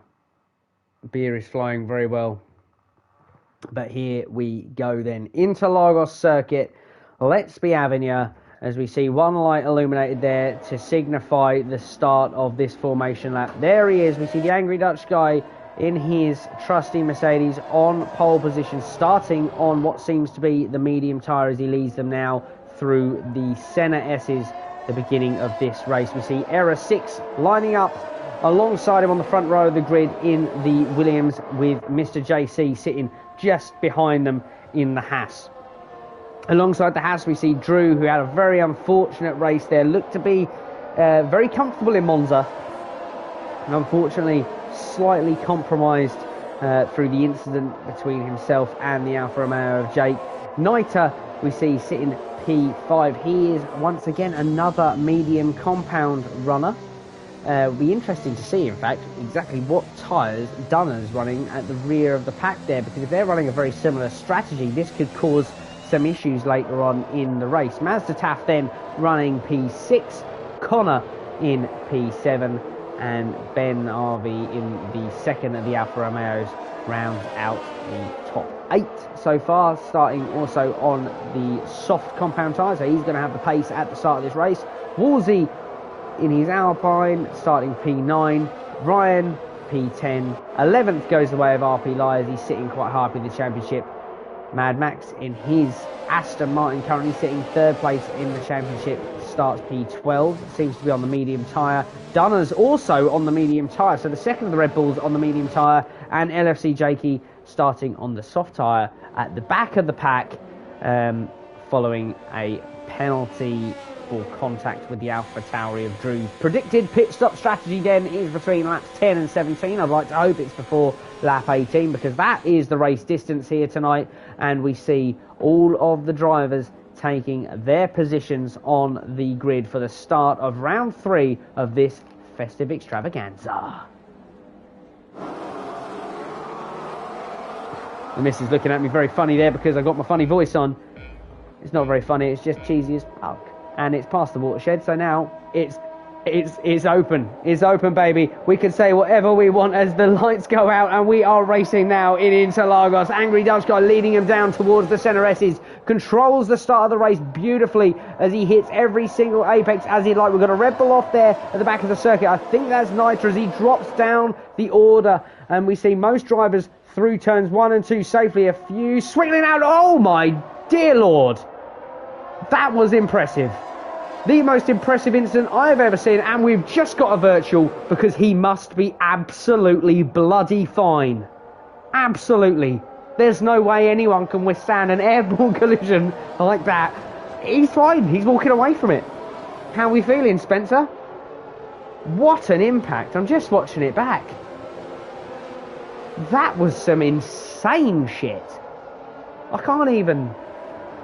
Wow. Oh.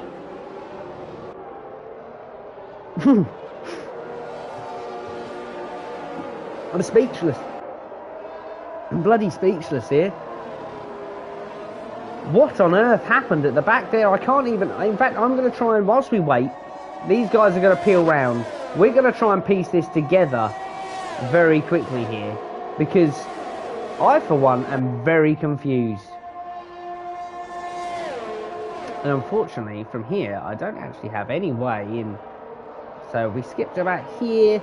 We should see them come round the centre S's, and it looks to be very much... I was literally just saying everyone had got round relatively safely. As we see Connor M takes a pit stop there in P13. Was he anything to do with it? As we can see, we'll just try and pause it frame by frame. It looks like Niter is off the circuit and just makes contact with the right-hand side barrier quite in catastrophic fashion.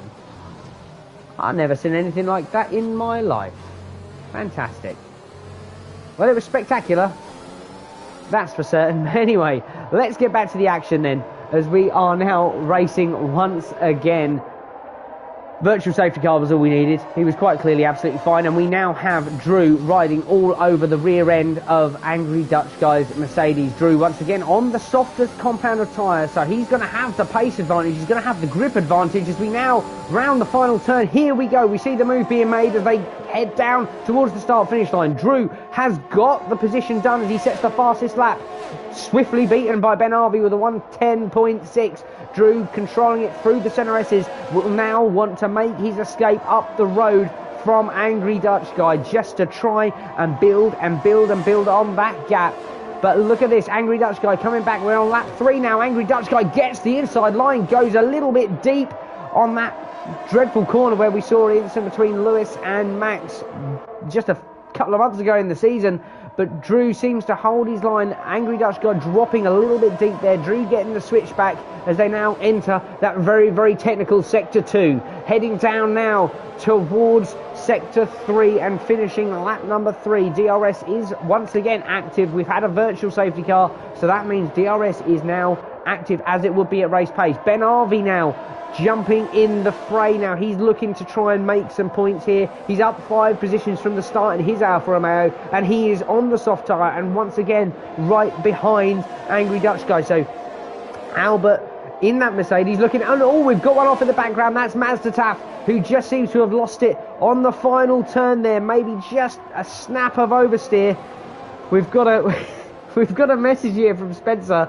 That gave me a headache. That was quite spectacular, but we now have a full safety car for that because Mazda Taff is absolutely not fine from tapping the wall.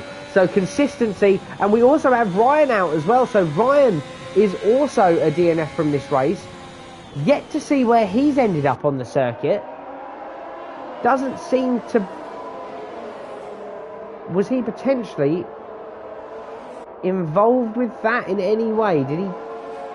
Not quite sure. We will have to wait and see. But anyway, we see a lot of drivers now jumping into pit. Let's jump across from the position change to the stops, because I can expect we're going to see an awful amount of drivers heading into the pit lane now, which I must say could really play into the hands of Angry Dutch Guy, currently running P2. He's held off the likes of Ben Harvey there, and he tried to make a comeback on Drew, as we see a drive-through penalty there from race control for error 6, speeding under the safety car, under Delta pace. So he will have to serve that, as we see. Now, who is going to jump into the pit lane now? Because we know full well Drew, Ben Harvey could all make this move. Albert fakes a pit entry there, sends Drew down the pit lane. He's going to have the restart. So here we now see Albert leading this race in the Mercedes on the medium compound. He's going to have the tyre life. He's going to have naturally, he has the pace to control this race, and he has an excellent ability at safety car restarts, as he now joins up with Bert Mailander down that straight as we head towards... In fact, it looks like we've got an awful amount of people pitting. We've got Drew in the pits, we've got Woolsey in the pits, we've got Error 6 has pit, is probably in the pits, and RP Lai Dunners, LFC Jakey also in the pits. Mr. JC having made 2 stops already, he will get his chance to jump onto the back of the safety car pack, so we'll wait for him to join the guys here as they all bunch up. It seems like we've got 4 drivers now, unfortunately DNF'd from this session. Seems like Brazil has been a bit of a cruel mistress, especially to Niter there, as he took one hell of a hit into the barrier. Crazy. Absolutely crazy. We've got the top 3 runners then yet to make their pit stop. Angry Dutch Guy, you'd expect, can make quite an extensive stint on those medium tyres. But Ben Harvey, Mad Max, both running, I believe. Is Mad Max running he's running the mediums as well. So sensible option probably for him to stay out at this point. You know, they can make... The race distance here is a lot, not necessarily longer in track distance, but the circuit can be slightly more demanding than maybe we saw in Austria and Monza. You can expect that second sector with the twisties could in fact cause them to you know, take a little bit more. I think I always find its front left temperatures get a little bit high around here in Interlagos. So dependent on setup, dependent on downforce and the amount you want to push through those tyres, expect your front left to start going off maybe a little bit more so than anything else, just giving you maybe not as much confidence as you'd like heading into the turns.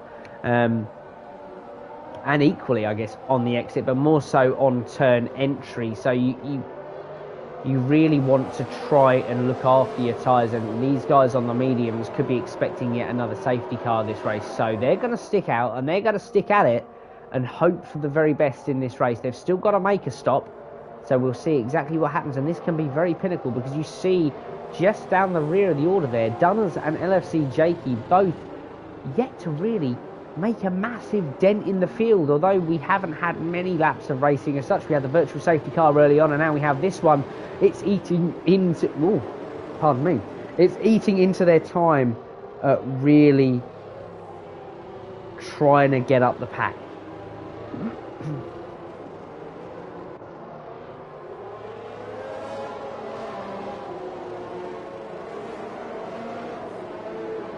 But here we go then, just as I decide I'm going to have a little bit of a drink, race control says safety car is in this lap, so we are now going to ride on board with Angry Dutch Guy. In fact, no, we're not. We're going to ride on board with Ben Harvey in the Alfa Romeo as Bert Mylander heads off up the road. We get Angry Dutch Guy lingering this restart out. Now, how far will he push this restart before gunning it? Remember, the pace advantage is with the soft runners. He's going to try and catch them off guard. He's got until the timing line to go. Bert is well and truly in the pit lane. And here we go. We are pedal to the metal and we are racing again here at Interlagos. Angry Dutch Guy now heading down towards the centre S's. Keeps that position from Ben Harvey. A little gap begins to grow behind the pair of them to Mad Max and Drew Cam in his Alpha Tauri, though Angry Dutch Guy seems to drop deep into the centre S's, loses out to the Alfa Romeo of Ben Harvey and Mad Max. And is that Drew? Yes, it's Drew who seems to be making the most of that move there as well. So he's got himself involved and he seems to be the net race leader, having stopped. But looks like just further back down the order, Angry Dutch Guy getting back on the inside. Both these guys running on the medium tyre. Angry Dutch Guy is going to have the inside line for the next corner there as they head into Sector 2. He plays a very, very defensive line as they now accelerate out there. And, well, I've lost my words. And look just behind, because you've got contact there between Drew and Woolsey. It looks like Drew is just slightly put around. A little bit of rear end contact from the Alpine of Woolsey. Has he taken any damage? But it's dropped Drew down the order as we see Dunner's there just ahead of him, just taking out the barrier. And there's Drew round again. So unfortunate for him, he's taken 2 spins in the space of a lap, putting him back down into P10. You hate to see it. You really hate to see it, because that was looking to be quite tasty there between Drew and Angry Dutch Guy. As we see now, Angry Dutch Guy pitting. Did he maybe have a little bit of a... as he lost a bit of confidence in his tyres following that running deep into turn 1. He's pitting under live race time, so expect him to lose the full pit stop time, which I would estimate to be about 25 seconds or so around this circuit.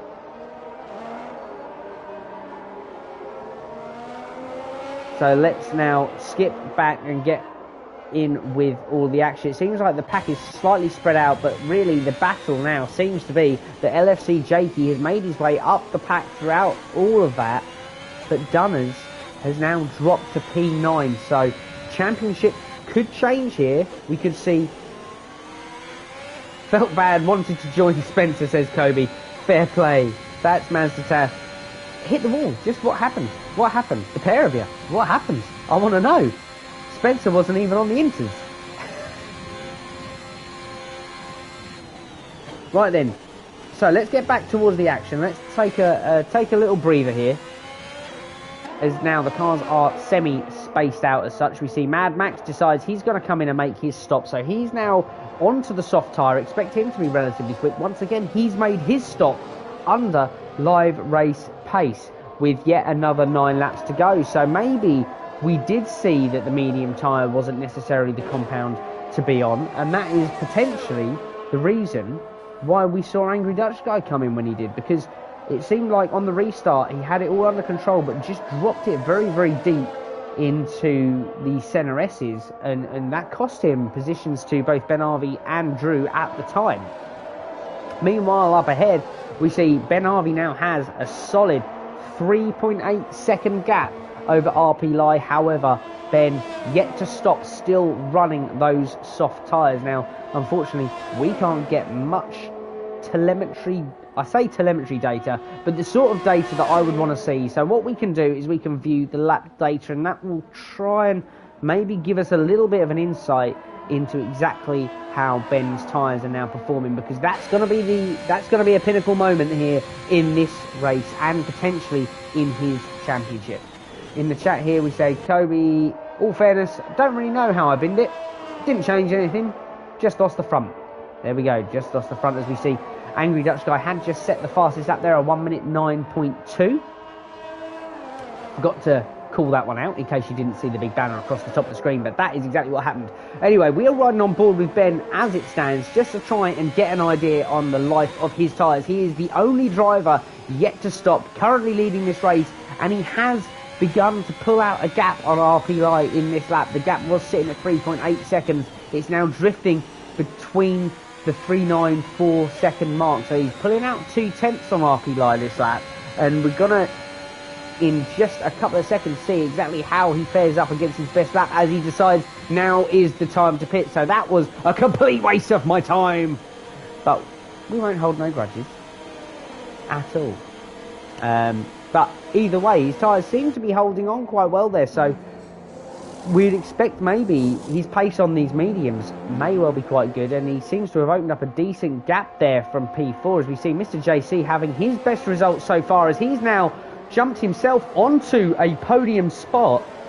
The real battle here could come between Ben, Angry Dutch Guy and Mad Max, as I think the three of those are going to come out relatively close together. Yes, they are, just half a second separating from the rear end of Ben's Alfa Romeo, but the tyre difference is that Angry Dutch Guy and Mad Max both are on the soft tyre. So Ben now has to think to himself, there's a strategy to be had here. Will he back Angry Dutch Guy up? Will he have enough to back that roaring Mercedes up into the path of the Aston Martin and just hopefully buy himself a little bit of time? Not quite sure. We'll find out ever so soon. But let's have a little jump up and let's just check out this Haas, who's currently finding himself sitting on the podium here. This could be his best LNR finish as it stands. He heads round the final couple of turns here to finish lap number 11 for him.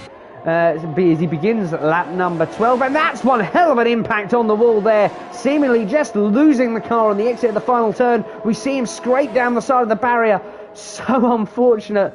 I think he may have got a little bit excited running where he was there, and that is such a shame because I was rooting for him to do so well. Unfortunate there for Mr. JC90. We see the marshal waving that flag just above the wreckage of that tube of shitey looking toothpaste.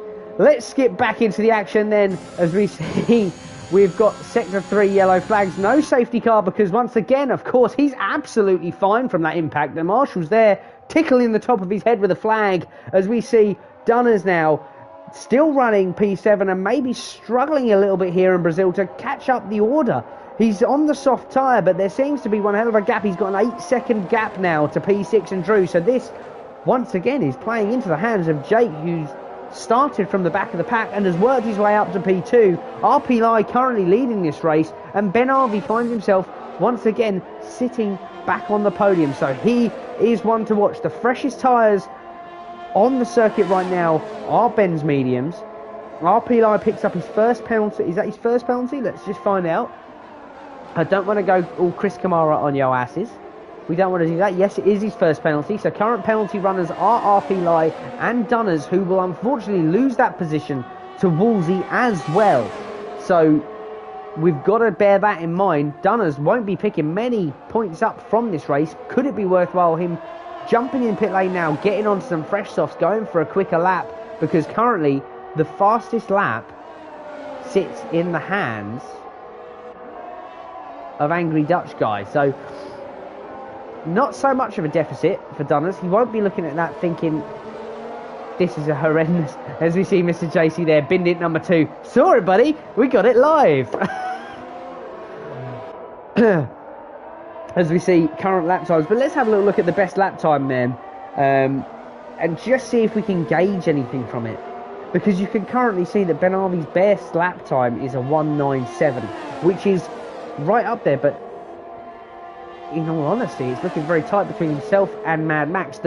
If we can go on any consistency there, we can see that he was 0.3 slower than his very best lap time there on the medium tyre. So he's showing very good consistency on that tyre as we currently now switch back towards the interval timings.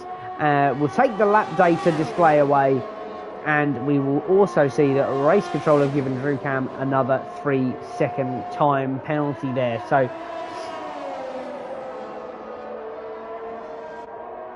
Bit of a gap starting to form now. The only real battle that's going on is Angry Dutch Guy on the rear of Ben Harvey with that soft tyre advantage.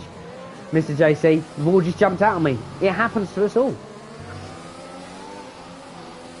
Oh, as we catch a little bit of a snap of oversteer there from the Mercedes, just getting a bit feisty on the power there on the exit of those turns through Sector 2. Ben Harvey just getting away up the road, but not quite far enough to escape the DRS range of the Mercedes of Albert DeWitt there.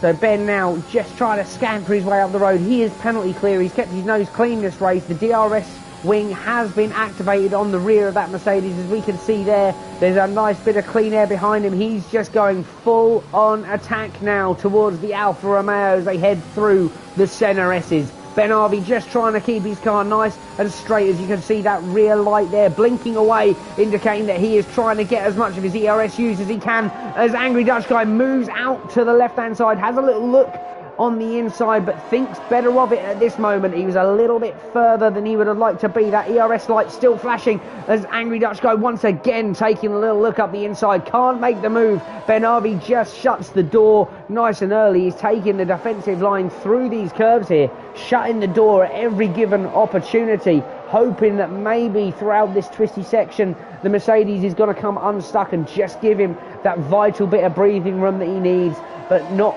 quite. We've got 3 laps left to run in this race.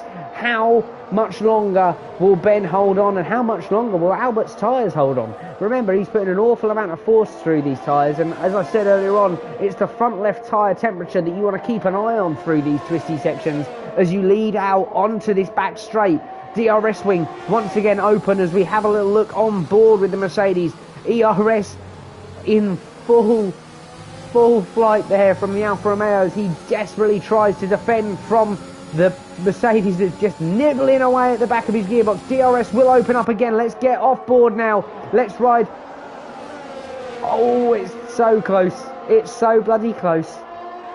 Let's ride on board and have a look off the rear end of Ben's Alfa Romeo then, as Angry Dutch Guy continues his charge to try and bank as many points as he can and take advantage of his current track position.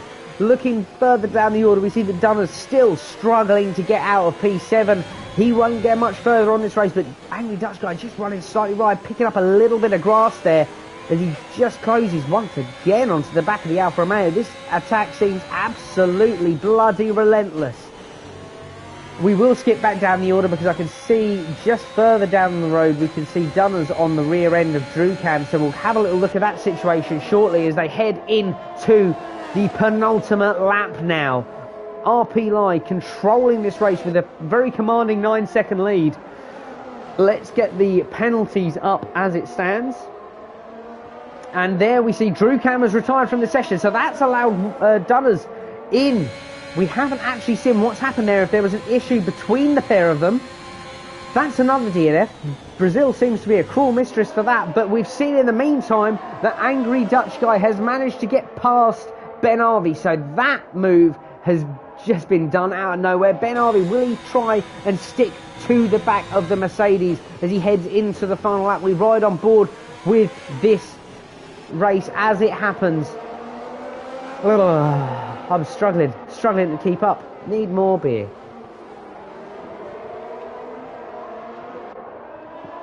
And here he is, man of the moment. It's T. Keeley, he's in the chat. How you doing, buddy? Who the heck is this guy? It's me. You know who I am.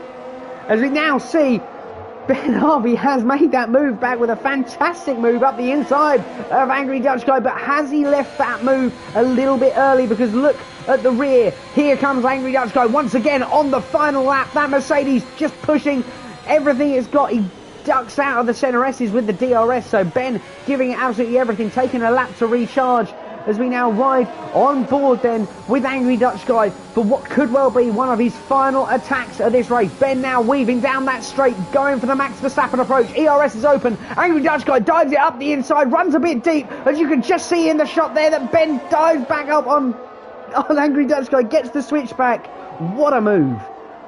Holy shit. Couldn't get my words out quick enough. Fantastic. Absolutely fantastic. Let's take a little moment here. Let's just digest what we've seen. because that was a fantastic bit of racing. Both drivers giving each other a little bit of space there, a little bit of give, a little bit of take.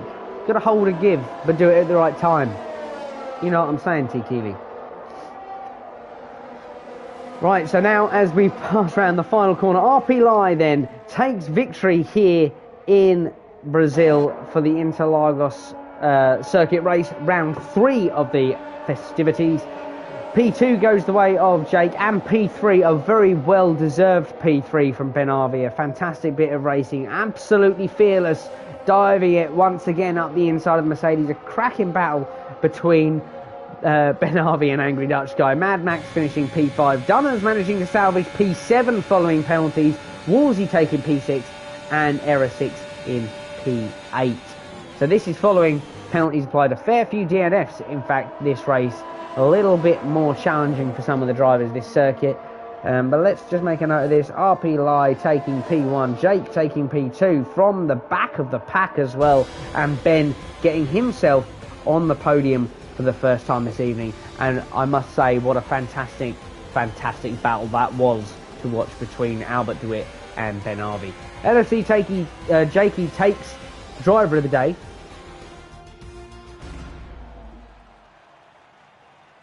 So used to be racing nowadays instead of commentating. That's probably because I don't drink as much when I race. So I'm healthier that way. Must admit, it was great fun to be back on the mic again tonight. So whether you guys like it or hate it, I enjoy it.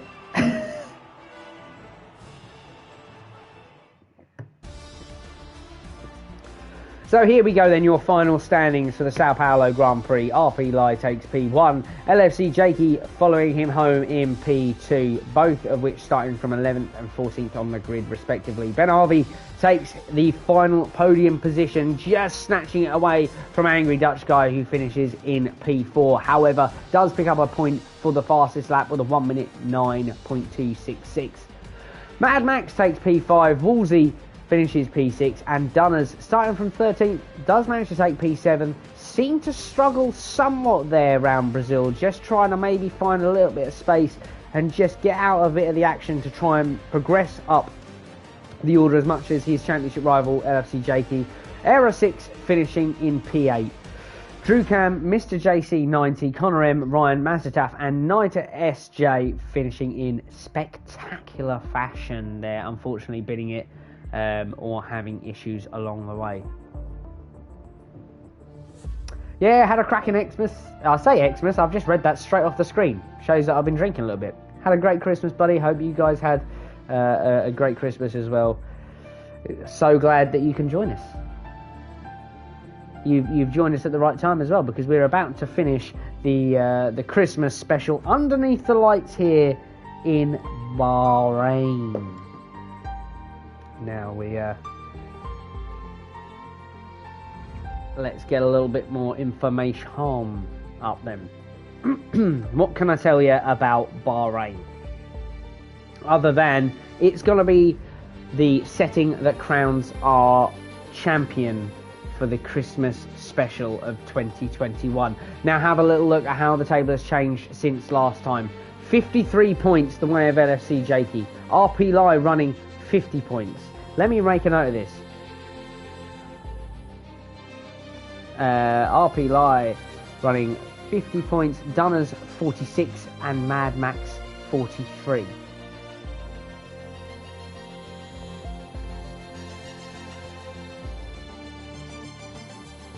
So we will try and keep a reasonable tab on the way that this is going to go, but you can see now on your screen it will be once again a reverse championship order. We've got 14 laps under the lights here in the Sakir Desert to settle who will be the first LNR seasonal Christmas champion.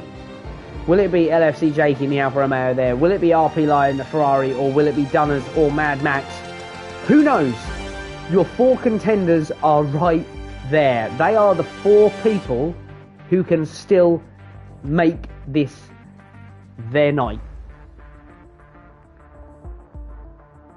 Just 3 points separate the top 2 drivers here, and then a further 4 back to the 3rd place Red Bull of Dunners. So, how's it all going to go? How's it all going to go?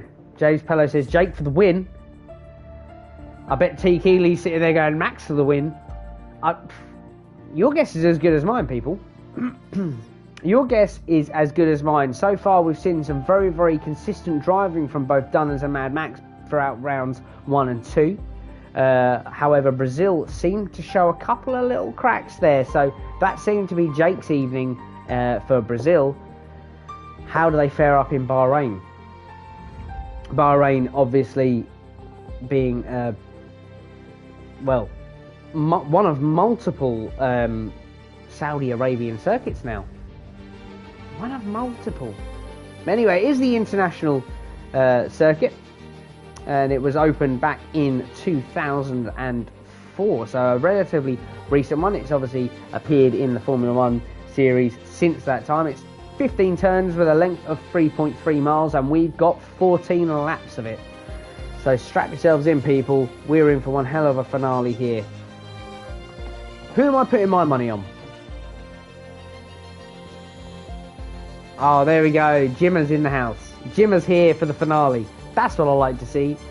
So, Keeley, who am I putting my money on?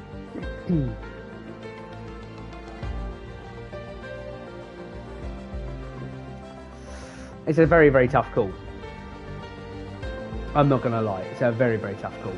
And whilst they're not even ready yet, I'm going to crack another beer because a couple of litres of beer. We've had litre cans of beer tonight.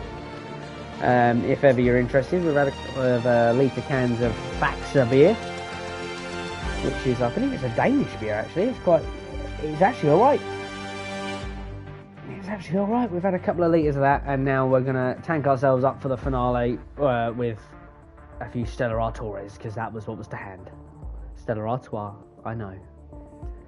But if you adopt the Mickey Flanagan approach, you ramble on about random shit. So, Bahrain then.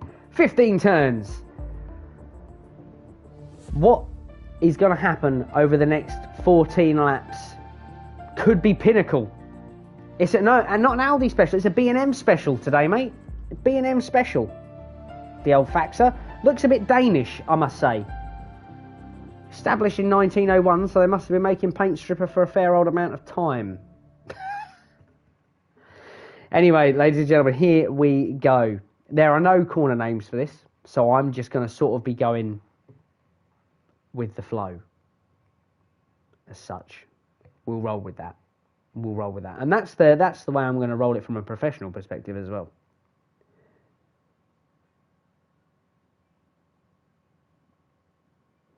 So we just wait for the drivers now then to select. Obviously they have to select their tyre setups and things like that. So we got to let them, give them a little bit of time, because this is going to be very, very pressurising for the likes of Jake, RP Live, Dunners and Max, who are now all fighting for a little bit of LNR fame in the next half an hour. And I will run you through the grid ever so shortly.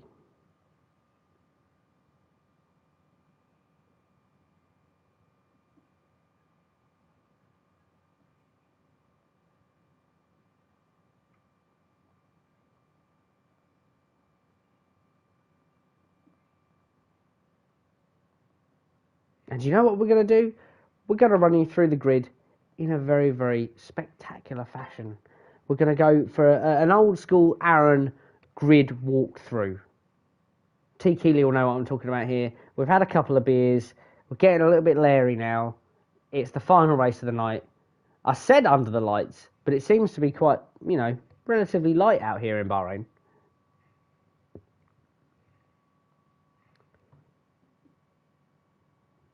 Can't get the missus out of there. To be fair, he knows.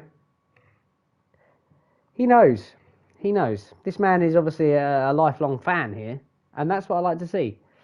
So the session is just about to get underway as we join the drivers now for the final time this evening on their formation lap. We'll let it get about halfway round. I would love to karaoke it. Don't tempt me with things like that. So, it is the final round. It is the final round of the LNR Christmas Special, ladies and gentlemen. And on pole position here in the Sakir Desert in Bahrain, we see Mr. JC90. Lining up alongside him in the Williams, it's Error 6, hoping for potentially one of his best results of the evening. Second row of the grid, then we see Niter SJ. Following that spectacular crash, the team has managed to get that car back out and here in Bahrain, ready for the final round of the evening. And alongside him, it's Mazda Taf in the Aston Martin.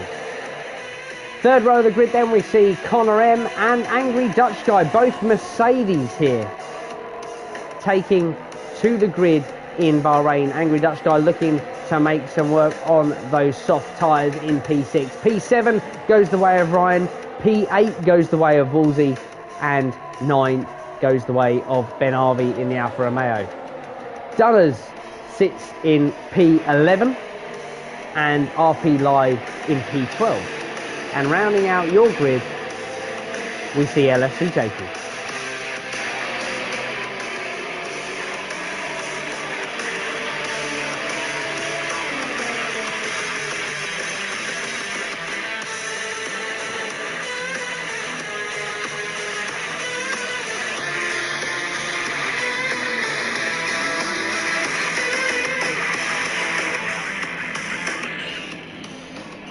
So there we go, that is your grid for the final round here in the Sakir Desert in Bahrain, as Mr. JC90 prepares himself to stare down that long run. As we look on board, look, that long run down towards turn 1. The grid just forming up behind him now.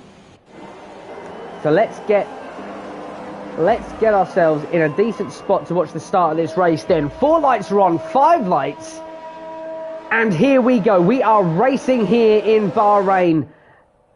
All 13 drivers. We've lost Drew, unfortunately, following the last race. But all 13 drivers now dive their way down. And Mr. JC90 just ducks himself out of turn 1. Error 6 just clipping the rear end of Mazda Taf's Aston Martin as they head round turn 2. It seems to be that Error 6 has managed to gain the lead there on an intense run down towards turn 1. We sort of missed it as the Haas of Mr. JC90 darted off the track to the left-hand side. But we've got Error from Connor in the Mercedes and Angry Dutch Guy, closely followed by Ryan as we ride on board with that Williams now, trying to get himself back on the podium. We've got a yellow flag as we've got a car off the circuit. That seems to be Niter dropping like a stone down the order there. He's got himself going again. We're still on board then with the Williams of Ryan as he looks to get up the inside of Angry Dutch Guy. A little bit of contact between the two of them. That's going to compromise the exit. And look at this, LFC Jakey getting himself up into P4 already. So from the back of the pack, he's had one hell of a run up to P4 within the opening lap. How is this going to cope as we see Error 6 dropping down the order and Ryan running slightly wide, and there we see Jakey, a DNF. That is horrendous. No one likes to see that in this round. The final round, that could put his title hopes at risk. There seems to be contact there with Ryan's Williams as they head round that long right-hander, so that's going to potentially wipe him out of the championship hopes. 53 points was his current standing, and we now see Dunners sitting P8, but Mad Max, look, sitting in a comfortable P3. So T. Keeley, it could be your man on for the win. A virtual safety car deployed for that incident. We've also got cars in the pit lane, so we've got Connor and Ryan both in the pit lane. Unfortunate that is there for Jake. That was hugely unfortunate. He'd had one hell of a start there by the look of it to get all the way up to P4 there, right in behind Ryan. Error 6 seemingly taking back P2 position from Angry Dutch, from the guys behind. Whether that was a slight glitch on the game there, but we're back racing again. Error 6 currently holding that P2 position. 1.9 seconds now adrift of the Mercedes of Angry Dutch Guy as he head down and towards the second DRS straight. DRS active next lap, of course. Remember, Bahrain, the home of 3 DRS zones. I believe it was the first Formula 1 circuit to have 3 DRS zones on it, making it quite an intense circuit. for these guys to defend on, really, because you're quite the sitting duck, really, if you've got that clean air in front of you. Sector 2, yellow flag once again. We see a car off. That looks like the Haas of Mr. JC90 as we jump on board with Connor heading around Sector 2. Now he's got himself going again now. Slow moving Haas there as we ride on board with him. He's back up and running. Let's jump back down the front here because we see Mad Max looking to make a move up the inside of Error 6. Let's try and get rid of some of this stuff off the screen. DRS is now enabled this lap. Mad Max is going to get that move done. There looks to be Woolsey's Alpine trying to creep up the inside as well. Yes, he's got the move done on Error 6 along with RP Lai. Right on board with him as we can see. Error 6 just loses out 3 positions in that first couple of corners. Unfortunate for him, but he will just keep trucking on. In the background there you can see, I believe, Dunners as well is just coming in to join the party. He takes the position away there and runs P5 currently. So I think as we look at it, let's try and work this out as we go. We'll ignore any turns, we'll ignore any, any racing for the time being. We'll keep an eye on it. But we do need to have a little look here and see if we can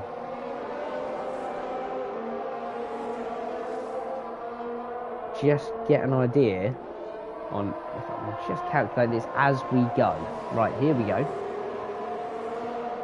So as it stands, I believe we would have Mad Max as our festive Christmas champion. If he holds out on this P2 position, at the moment, he is 6/10 better than RP Lai going into the next DRS zone. But remember, like we said just a second ago, the home of 3 DRS zones. He's a sitting duck as we see the Ferrari mount his attack. The prancing horse dives up the inside of the Aston Martin. Remember, RP Lai is also in on this battle. So RP Lai, now running P2, will be your current champion. So we've just got to keep an eye on this. As it stands, RP Lai sitting on 50 points to Mad Max's 43. There's 7 points difference, and in fact I think no matter if RP Lai finishes second and Mad Max finishes second and RP third, that does not change a thing. Mad Max will be absolutely gunning to try and get a race win here to avoid not taking home that championship. So we have got it all on the line as we see there is an Aston Martin off. I can only assume that's Mazda Taff. It seems he'd just gone a bit deep into Sector 2 there. Let's try and just have a little peruse through the ordering here as we ride on board now with Error 6 in the Williams. He chases after the Red Bull of Dunners, who's currently sitting 46 points. And his current finishing position, he needs to get ahead of RP Lai. There's 4 points difference. Now, let me put that into perspective for you guys. Second place finisher will receive 18 points, third 15. So if Dunners manages to get second position, RP Lai third, and Dunners sets the fastest lap, this will still be a tie, essentially a tiebreaker. So we will then have to go on amount of podiums earned. That is how we will decide in the event of a tiebreaker. I have everything noted down here. We know the podiums from previous rounds, so we can go from that. But in order to do that, he needs to catch up with the rear. Max seems to dive into the pit, so that leaves Dunners on the medium compound a clear path to the Ferrari of RP Lai. Now the difference here, this battle, the difference is the tyre compound. Once again, we see RP Lai sitting on the soft tyre compound in comparison to Dunners running on the medium and harder yet slightly slower compound. Max deciding he needs to make something happen. He needs to jump in early and try and make something of this. So in order for him to get the championship, he's sitting back on 43 points. So he is the outsider as it stands, but he needs to do something to get back into the championship. And if it's that early pit stop, then he needs to take it now. So he's going to try and get himself into a bit of cleaner air, maybe hope for a safety car, try and get out into the lead. Either way, we can still see Error 6 clinging to the back of that Red Bull on the soft tyre. You can see the advantage that soft tyre has here as Dunners tries to escape down the road. The instant pace there of the soft compound tyre just catching that Red Bull down the straight. Now, are we going to see a move? We've got a red flag there once again. That seems to be Mr. JC90. We are going to see a move then. The Williams of Error 6 making a move on the Red Bull of Dunners down towards turn 1, takes the line, and it's a stunning little move there. And he just loses a bit of pace on the exit of turn 1. Will Dunners make this back? He picks up a 3-second penalty for just overstepping the track limits. Remember, Dunners not going to want to make too much of a mistake here. He's not necessarily fighting in the championship with Error 6. So for him, he's going to want to try and stay out of trouble. That's where this plays into RP Lie's hand. The undercut here, not massively. Oh, and there goes Error 6 catastrophically into the wall. Just seems to lose it on the exit curb there, running through what seemed to be, well, was that about turn 7? Yeah, I'd say it was about, yeah. Looks like it was the exit curb on turn 7. So unfortunately for him, he's picked up a hell of a lot of damage, which once again puts Dunners back up to P3. So he's got a nice bit of breathing room behind him. The field seems to be a little bit spread out now. That could all momentarily change, remember. We've seen it change before. Could it change again? Let's get up some information here then on lap times, because if these guys, I can expect to be pitting soon. I can expect to see RP Lie, probably the first guy in the pit lane. Fastest lap currently sits with Albert DeWitt. The gap to the leader is 5 seconds, and here we go. RP Lie dives into pits, and so does Dunners. So he's not taking any risk. He's just copying exactly what Ferrari are doing ahead of him.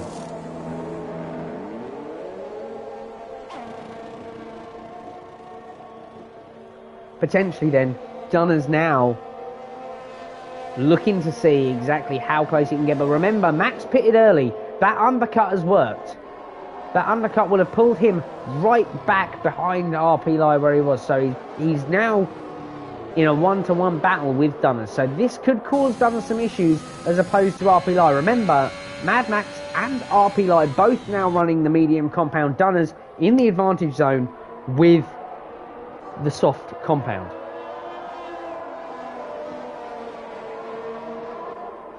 Gutted for Jake there in the chat. Absolutely fuming. What a tournament this was. Would have been a great. It was teed up to be a fantastic evening, man. We're hoping to do plenty more of them. So please continue to be involved. Continue to be involved and just enjoy my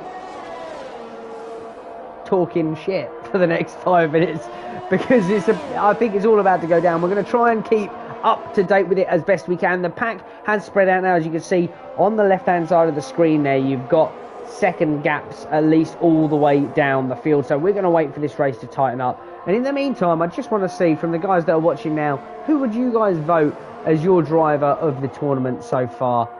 We're talking here consistency, we're talking, you know, overall flair, consistency and performance.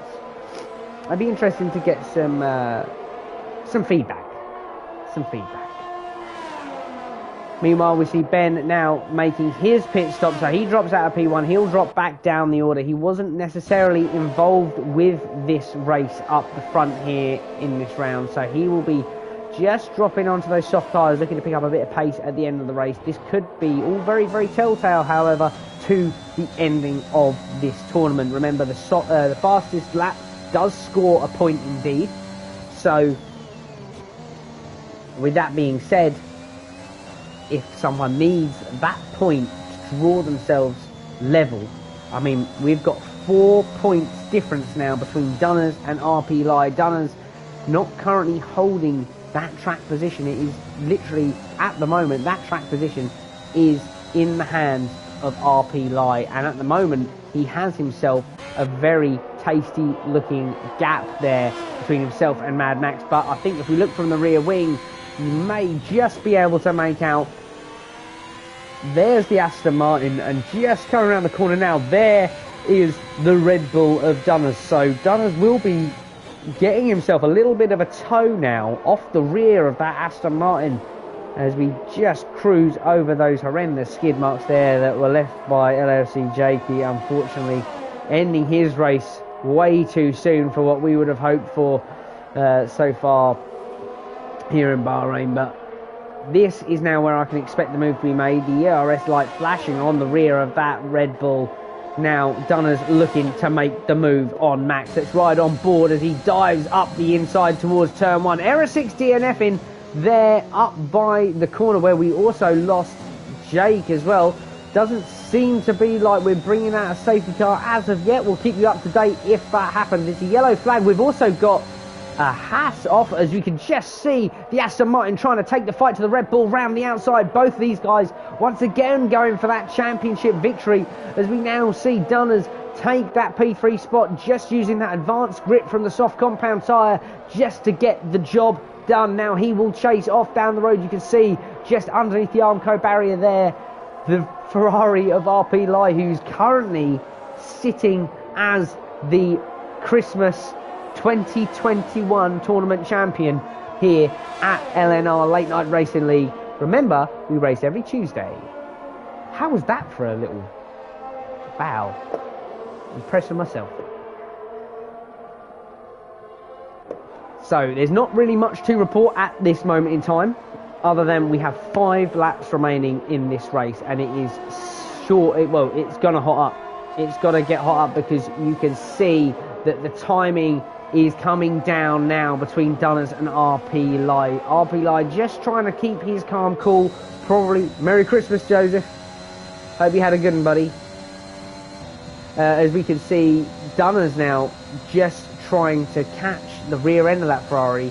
RP Lai, meanwhile, up ahead. Let's ride on board with him for a second and just see what he's doing. Let's get some telemetry data up and just have a little gander and see if we can get an idea on exactly the way he's trying to nurse his car. Looking at his ERS down the bottom there, because this is now all going to come into play. He's got 10%. So he is using everything he can to try and drag that straight line speed out and reduce the deficit of those medium tyres. But that may not come into play if that Red Bull gets onto the rear of him. Let's skip back then.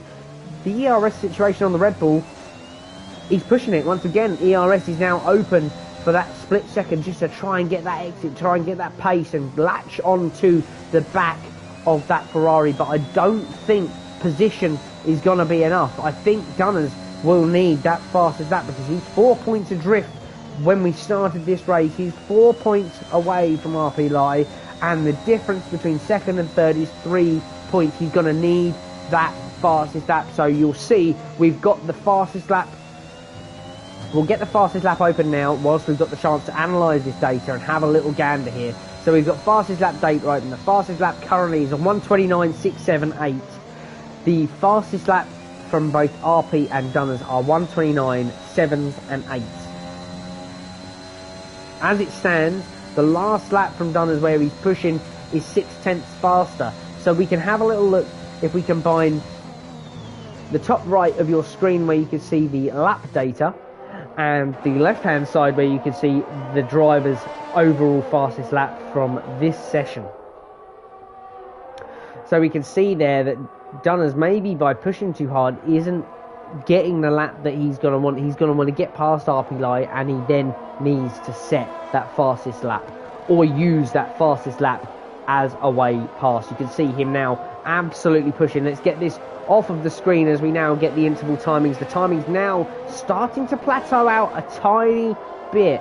We haven't really got much going on, but we skip further down, and we've got a little bit of a battle here on lap 11 between Ben Harvey in the Alfa Romeo. We saw had a fantastic performance there in Brazil last time out on the soft tyre, taking Ryan Williams on now as they head down towards the second DRS zone on this circuit. Ben Harvey opting for the outside line, just trying to try and carry as much speed as he can on that soft tyre. Just pinches as much, allows a little bit of room for the Williams. They both get through cleanly, both ERS lights flashing there, trying to make the most of the pace of the cars. Ryan runs a little bit deep, hugging a bit too much of the curb. Ben doing the same on the exit there, down the back straight, could compromise him. I think he's carried enough speed. Remember, he's got that tyre advantage, and he makes the move stick. So P5 that is for the Alfa Romeo of Ben Harvey, as we now jump back to see. In fact, we don't need to jump back. We're going to ride on board with this battle, because it is the tightest battle at the minute. However, we've got Dunners now not necessarily closing that gap, but in fact RP Lai now managing to use the life in which he saved in his tyres to go for a very strategic play here and actually make those tyres last. So with 2 laps remaining, I think it's very likely we could have RP Lie here on the top step here. I think that could be the way it's going to go.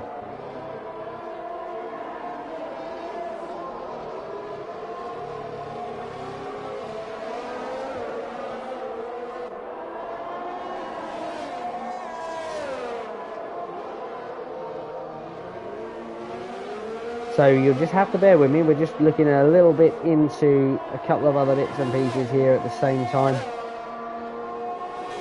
There are many things that come with running a league, of which I hadn't realised when I'd done this job before.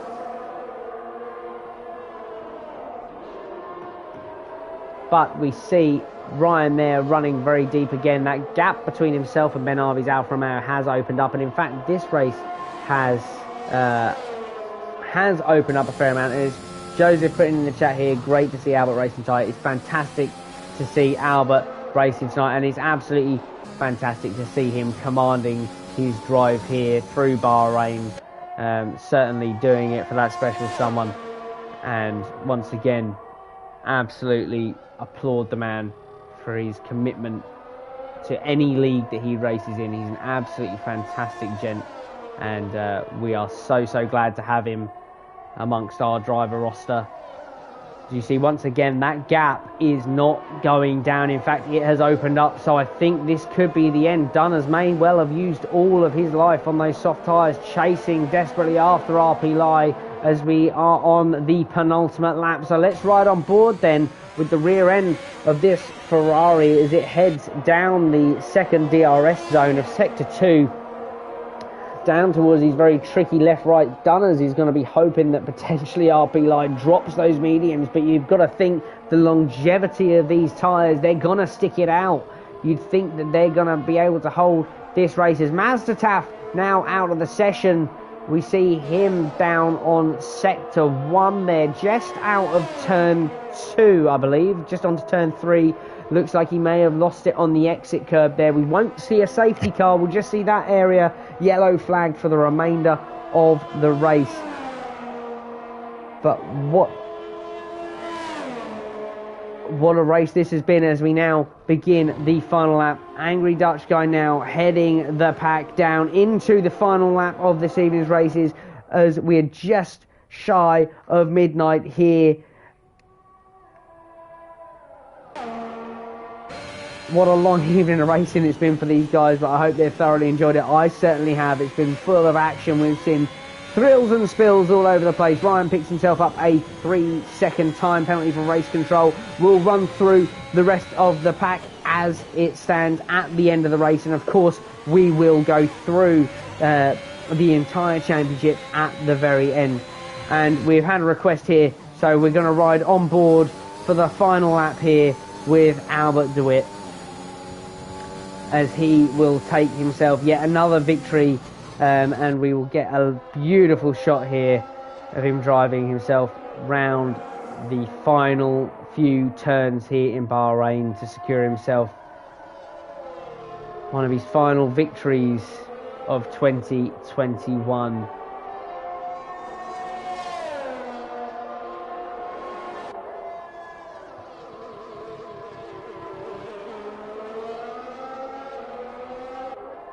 As we see, the checkered flag is out. Albert DeWitt claims the final round here this evening. RP Lie finishing P2 and Dunners rounding out your podium.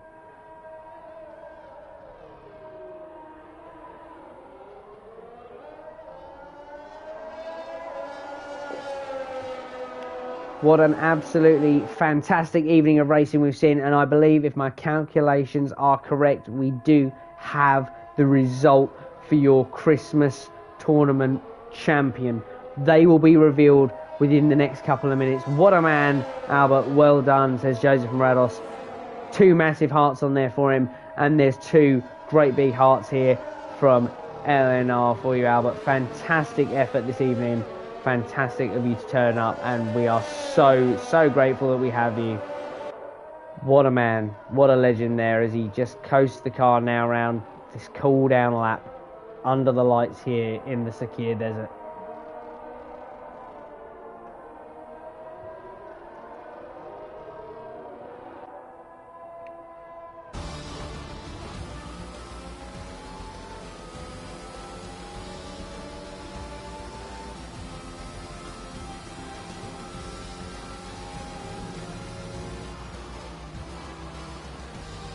So here we go then, the standings for your final round. As you can see, drivers take to the podium. Here we go then.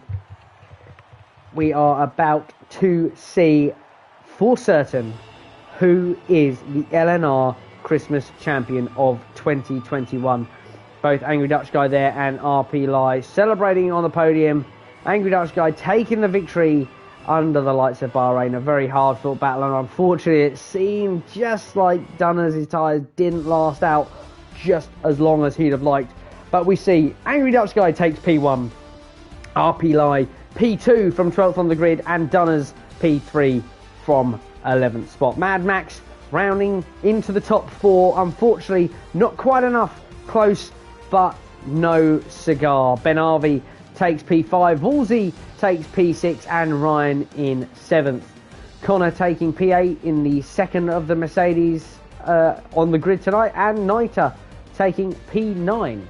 Mr. JC finishes P10. 11th goes the way of Mazda Taff, and the 2 DNFs of the evening are Error 6, and very unfortunate for Jake in the second of the Alfa Romeos for him, because he was looking almost set to be the champion.